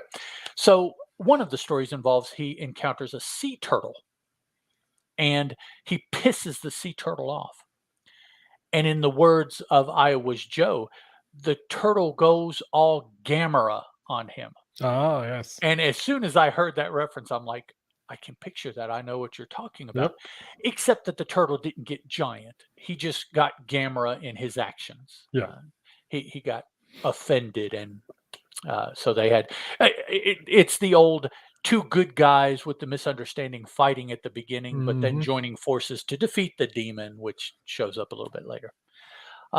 Very entertaining, very non-serious, except for the fact that all the demons come from humans, and I'm convinced that the creator is trying to tell us something about human beingism there. I'm not too sure on what, but I know that particularly currently in the current world, a lot of the Japanese creators are allegorically saying something else with a lot of the manga. So, Chris, you got to pick up this first issue. Read these 5 stories, about 180 pages, Yeah. which is typical for this. I think that you will really, really dig the book. I really honestly have wanted to get into manga again. Like there was a time, and we've talked about this before, where I was not really into it, but I was picking up quite a bit. And a lot of the stuff I picked up was the the ghosts and demons, Right. possession kind of thing, a lot of police procedural stuff. So it was a lot of that stuff, and I enjoyed it, but it was kind of that I gotta buy my other comics and stuff. So Right, I just right. kind of, but yeah, I think I do need to uh, just dip the toe in just a little bit and try out. If I can find this one, I'll pick it Eh, up. Give it a try and Yeah, just see. You'll be if not, you'll be out like, 14, $15, and that's no big deal. you've tried it, and you'll know at least what other people are talking about when they Yeah, reference Rooster Fighter. yeah. You're like, "Oh, So I read that one." I know what that is. Yeah. You can't fool me. I know. So Very, very amusing book. I mean, yeah, yeah, a regular rooster, giant demons, and he wins. He has never now he gets battered around a little oh bit, sure, but in these first 5 stories, he never lost, not even close. So, nice. I will have to check it out. All right. So the last book for the evening is Grimm #4. You're like, wait, Chris, that comes out on Wednesday. You're right, it does. yeah, I was looking for it. I'm like, "Wait, how did he get" Oh, I know how he got that. Okay. Because I'm special. Yep. So Grimm #4, written by Stephanie Phillips, illustrated by Flaviano, colors by Rico Renzi, letter by Tom Napolitano. I can't say Napolitano? that. I can't say it fast. My brain Napolitano? won't let me do it because public school system in Durham, just won't let me do it. There's So 5 issues of this, right? So this is there the is 5 issues. So yeah, penultimate. and so and then designer is Massing Goyette. Yeah, Oh, okay, because we have. let me throw something out there completely unrelated. Oh, sure. Penultimate is the one before the end. Yes. Epi-ultimate is 2 before the end, I found out today. Oh, wow. Epi-ultimate, and Didn't even that know that is was even a I word. know. I learned that from, John Wilson, in his latest podcast that I listened to. He Oh, threw out the okay. word epi-ultimate. I believe that was it. Rub what in, Doug? He's talking about because I Oh, that it's got ending, that it's the got it. penultimate book? No, I Yeah. got an early copy. So, Okay. yeah. So Grimm's one of my favorite books right now. Both on the writing side and the art side. It's just Flaviano's just great. So this particular last issue, our our big threesome, Jess and Eddie and Marcel were escaping from the really red looking demon called the End. And so they escaped by using the Grim Reaper's scythe that Jessica somehow has the ability to use, which in this issue really confuses everyone. Doesn't Yeah, we'll just say it confuses everyone. And so what the scythe ends up doing is teleporting them to Las Vegas. There is an amazing two-page spread of Vegas. I've been to Vegas. It looks a lot like Vegas, and it is beautiful. It is a great looking two-page spread. It is a choice use of doing the two-page spread. I appreciate it because you have to get, if you've never been to Vegas, seeing it on sort of that kind of wide screen, perfect. That's the way it should be. Now going inside the hotels and stuff, that's something completely different. Ugh, yeah, good luck. But there is Eddie makes a good point. And he said, back in the 80s, this place used to be, dangerous, and then tells a tale of him and Frank Sinatra, dealing Ah, with something, which was great. And then but he's like, Vegas now, it's like an amusement park, and it pretty much is. So, but they're trying to figure out, okay, well, why did the scythe bring us here? It's got to do something with the Grim Reaper, because it wouldn't just randomly bring us. So, one thing's leading to another, and the Grim Reaper ends up reaching out to them through this woman that Jessica saves from a near-death experience, getting hit by a truck in the middle of the road. She's drunk, not Jessica, the woman. She's drunk, doesn't realize what's about to happen. Jessica jumps in, interacts with her to where the woman knows, much like she did, or earlier in the series, that she could interact with living, and then the woman drunk, not realizing, hey, somebody just magically appeared, just was like, oh, I'm drunk, kind of thing. But Grim Reaper has the ability for a short period of time, he says, to possess someone who's had a near death experience, to speak through them. And so he uses this woman to tell Jessica where he is, the hotel, the room number, and everything else.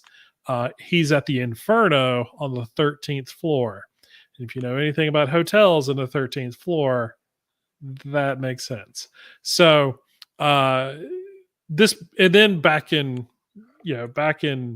hell, limbo-ish, um, that's where things are starting to heat up, because um, now it seems like all of the Reapers are going to be, they're all under the impression that Jessica took the Grim Reaper scythe to do them all harm, and that it is their duty now to go hunt her down, and bring her back. And so, and we conclude this issue with finally meeting the Grim Reaper. But is he possessing a body? Is he not? Is this really who he is? Da da da da da. Those kind of questions will be probably left to be answered in the next issue. There is one thing, and this is not a spoiler. Not saying I didn't just spoil the entire issue, but if you do pick up this issue, on the last pages, where you do see the person who may or may not be the Grim Reaper, pay attention to his right leg at his foot, right around his ankle. Pay attention there. Um, and then, because it was the first thing I noticed about him, and I just went, well, why is that a thing? And then that made me question, is this really the Grim Reaper, or is this someone who is pretending to be the Grim Reaper, or has some, so it left more questions than answers. So, yeah, I do think there's 5 issues for this series, and if that is true, if it's not 6, then we'll be concluding in the next issue. There's a lot to wrap up in one issue, but I'm not really sure what they would want to wrap up, because the idea would be to tell more stories. And so I don't know. But I'm having a good time with it. It's really, I feel like Flaviano, um, each issue, his art sort of sort of hones in and focuses more. And not that the characters didn't sort of have their own unique style in the first issue, but it seems like the more and more that he's been working with these characters, the more sort of dialed in that he's getting, and a little cleaner and a little focus. It's just so, you know, give him 20 or 30 issues and let's see what he can do. You know, that's Right. that's what I'm here for. So, but yeah, Grimm #4, probably, just another great issue. Looking forward to seeing how this particular arc ends, and hopefully we'll get an announcement that it'll continue either as a series of miniseries or an ongoing of some length. So we don't call them ongoings anymore. It's just like Yeah. 30 or 40 issues, maybe. We'll see. Which unrelated? Did you see where they're restarting Iron Man in December? God, yes. Okay, sorry. Yeah, I saw it. I'm on board with it. I mean, I'm always going to buy Well, Iron Man. yeah, So. yeah, But yeah, it's a little annoying. Give me legacy numbers. So give me Amazing Fantasy 1000 in well, one. there you go. There's your legacy number. Yeah. So, all right. So that's it. So, anything else? I don't think so. Well, this is a healthy 2-hour show, so I hope everybody had a good Yep. time. If you've been hanging out with us in the chat, been listening to us after the fact, either on YouTube or on the audio podcast, I thank you very much.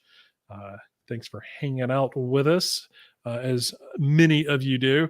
You can come by the website, comicaddiction.net. That's where you find all of the posts with the show notes and things like that. I've been doing my best to getting the YouTube post updated with the show notes after the fact. So if you're watching it 2 or 3 days later after we post it, then you'll have all that info in front of you. If not, I don't know how many people pay attention to show notes, but I enjoy them. I look at them every time I check out a podcast or YouTube just to see what they've got going on there. You can come by our forums at justanotherfanboy.freeforums.net. That'll be in your show notes. That's the important thing. If you can't remember what I'm saying, go to the show notes. All of these links will be there. You can email us at our brand new email address, comicaddictionpodcast@gmail.com. You don't have to put anything in the subject line that says this is for the show. It's because it's gonna be one of the only. It's all for the show. It's all for the show. For the good of the show. Follow Comic Addiction on Twitter at Comic Addiction. You can follow Ed at Teal Productions. You can follow me at Chris Parton. You can come by our Fans of Boom Studios Facebook page that Ed keeps up with all the links and the sharing and the whatnot about everything that's going on with Boom. Boom Addiction's not around right now, but doesn't mean that we're still not focused on some stuff here and there. Obviously, I'm reading a ton of Boom, so they've got some killer looking books coming up by between now and the end of the year. I mean, they just. I'm gonna tell you what, I think you and I have talked about this separately on off air or whatever, but I really feel like sort of middle of this year and to the end of this year, the books that they have lined up, it harkens back to some good old times, when it was just you and I talking about Boom. Yeah, so, it does. It feels like a pendulum has swung back to a place that it has been previously. Yep. I don't know what time frame. 4 or 5 years, 6 years, maybe, but yeah, it definitely is getting that feeling with a lot of the most recent announcements. Three or four books, definitely that have been recently announced. Yeah, looking forward to those. Yep, some good times. Yes, Hyper Potato is correct. If you are following us on YouTube, please like and subscribe and all that other cool stuff. Hit the bell so you get all the notifications. Whatever. That sounded stupid. Endless relaunch #1. Yeah. There you go. A major, even better. Yeah. what are they called? Key. A major it's key. It's a key book. Yeah. Yeah. Yep. Yeah. #1. Major all key. The first issues. Yeah. See, whatever. I could go on a rant for a while on that one. Yeah. I'm over it at the point. It's just, it is what it is. I understand that it's nature of the game. Yeah. Well, it is now. Yeah. Well, yeah. So new creative team swoops in, and there you go. Or you could be like Daredevil, and new creative team doesn't swoop in. We just restarted anyway. It's the same creative team as the previous volume of Daredevil, so whatever. And then we're gonna have issue 650 on issue number 2. Yeah, however that works, whatever. Yep. Westfield has Booms Behold Behemoth at 50%. Holy cow! Yep, that's who I go through now is Westfield, since I shun DCB service for the most part. I still get some things, but Yeah. 90% of my month comes from Westfield. I would highly recommend picking that. Interesting thing about Westfield is they have been around since the early 80s. Yep. You really don't hear people talk about them that much. I used to order their previews catalog. Yeah. Because they used to have a huge full page ad in Marvel Comics. Right. And yeah. I would order a copy of it every month just to check. And it was hand typed with a typewriter and folded up and put a big staple in the middle, and nothing fancy. It was so good. I wonder if Josh did that. But what if he was working for him way back then? Yeah, I don't know. I'm not sure if he goes that far back. Yeah, I was gonna say I don't think Josh is older than us, so maybe not. So, but either way, so that's all the ways you can get up with us, contact and whatnot. Twitter is obviously the best way to hit us up with stuff. I was actually being tweeted at by people listening to the show. I'm assuming because the things they were sending me links to were from the show. So the show is live. So. And one of them was the action figures. So it was a link to yes, that. okay. So I was like, sweet, thanks a lot. I'm glad you did that. So but yeah, so that's it. 146 in the can. 147 is next week. Again, we're gonna be recording on Tuesday, August 30th, same time. If you follow us on Twitter, either Comic Addiction or follow Ed and I on Twitter, we will send out the tweet like we normally do, around lunchtime, noon Eastern Standard or so. We'll send that up, and so you'll know. But and then we'll let you know about the following week, which we should be back on regular schedule. So just a couple things popped up in the last 2 weeks, and so we just want to make sure we're taking care of all the things we need to take care of. So, but we can still have a show, and so that's the cool thing. So yep. All right, so that's it, everybody. Y'all have a good evening. Ed, thank you as always for joining me. Yes, sir. And we will see all of you next week. Goodbye. Ciao.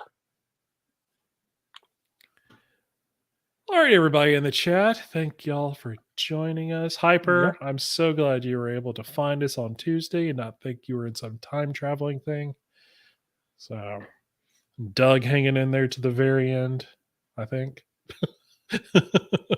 Or he just got mad with the Grim thing and just walked away. Right. That's it's like, it. Fine. So slammed his laptop shut. So so this past weekend was the Wake Forest Comic Con that I super wanted to go to and decided to not go to because I would spend a lot of money and I didn't want to spend a lot of money. So I didn't go, and I feel bad for it because I wanted to go, didn't go. Anyway, my daughter wanted to go to Crabtree Valley Mall, which is on the other side of Raleigh from where we are, about 30 minutes away. She never goes to the mall. She wanted to go to the Apple store and all this other stuff. So anyway, so we go over there, and I'm like, all right, I'm going to just sit in the car. She's like, all right, well, it could be an hour or more, before I come back. That's no big deal. So she leaves. It takes me another 15 minutes to find a parking spot because that's the thing. And then I had joked before we left the house because where I live and where Doug lives, there's the chain of comic shops called Ultimate Comics. Right. They have it's a toy store, but they do sell comics in it. But they have a location in the mall near the food court. So I'd never been in it. So I was like, well, it's going to take her a while. I'll jump out of the car. I'll go check it out and everything. Now, they also had a sale going on in another empty store location Friday, Saturday, and Sunday. Here's a bunch of back issues that on Friday, if you come, you get the best pick because nobody's gone through it, but they're $3 a piece. Saturday, less comics, $2 a piece. Sunday, even less comics, $1 a piece. So we were there on Saturday. I was like, you know what? I found the shop. The shop was cool. I mean, I liked it. Again, mostly toys and stuff, and so that's not really my thing. Did have some comics. Had somebody there doing a signing, but I didn't know who it was. Like I stopped and looked at his stuff, but just didn't know who he was. Right. So didn't want to intrude because he was talking to other folks too, which was good. But the store was busy. There was probably 10 or 15 people there. So I mean, it was a good mall location. So I then decided to go look for the sale because I was like, they're very specific books that I'm looking for right now. If you've been following me on Twitter, I'm looking for these early image stuff. That was the Extreme Tour book. This is Youngblood Strike File. Or Battle. That's Battle Zone. This is Strike File. Yeah, So you're looking for a Youngblood 1, right? I'm looking for Youngblood 1. I'm looking for Shadowhawk #1. I'm looking for a couple, Supreme, a lot of the #1 issues. And so that's sort of my current. I'm not looking for 2, 3, and stuff like that. I'm just looking for the first issues. So anyway, so I was like, oh, maybe I'll find something, 1 or 2 books. So I look on the map and it says, okay, it's between this, this store and this store in this little alcove, little, how there's the main, most malls have like a main hall Right. where stores are, and then there's like these little shoot offs, Yeah, a couple little branches. Yeah. little valleys or tunnels or anyway. So I find where I'm supposed to be. It's not there. And so I ask somebody, I'm like, hey, where is this store located? They're like, oh, you have to go outside the mall. The entrance is on the outside. Oh, I'm like, okay. well, where's the exit? That's around here. There isn't one. Oh, you mean I have to walk halfway across the mall to go Get all the out way and back go. around? Yeah, we're not going. I was like, I was really wanting to go. I had built up I was like, oh, I can't wait to go and start, looking through all the back issues. That high that you get when you go, oh, back issues. Yep. I didn't get that, and so that was very disappointing. But my laziness did not want. I had already walked the entire mall at this point. I was not going to go walk another half, and then I was like, I am old. Younger Chris would have just be okay, cool. Let's go outside. Let's find the exit. Do I need to scale a wall? Do I need to jump out of a window? I'm good. It's comics, but this age, Chris, nope. I'm just going back to the car. I'll be fine. Oh man. Sorry. Doug says, yeah, when I went to the Carry store on Wednesday, they had, oh yeah, Andrew Robinson was signing there. This weekend, Robert Vendetti will be, I think Saturday, he's going to be at the Carry location. And then Sunday, he's going to be at the Crabtree Valley Mall location. So the Carry location is pretty close to me, about 30 minutes. Everything's 30 minutes for me. Even if it's not, it's still 30 minutes because I can't tell time or distance. So, and I work with measurements. with Yeah. measurements. You being the the cartographer. Numbers are it's math is important. Math is hard. So, but yeah, I may actually go see Robert Venditti. I have not seen him and talked to him. Golly, it's been. Let's see. I've been in North Carolina for 3 years, probably 6 years. Last time I talked to him was at a SC Comic Con. So Okay. long time ago. So, but yep, that's my story of being so close to back issues yet so far away. So it's the story of my life. They're there. All right, everybody, we're going to end the broadcast. Thank y'all for joining us, and we'll catch you next week. Goodbye. Bye, guys.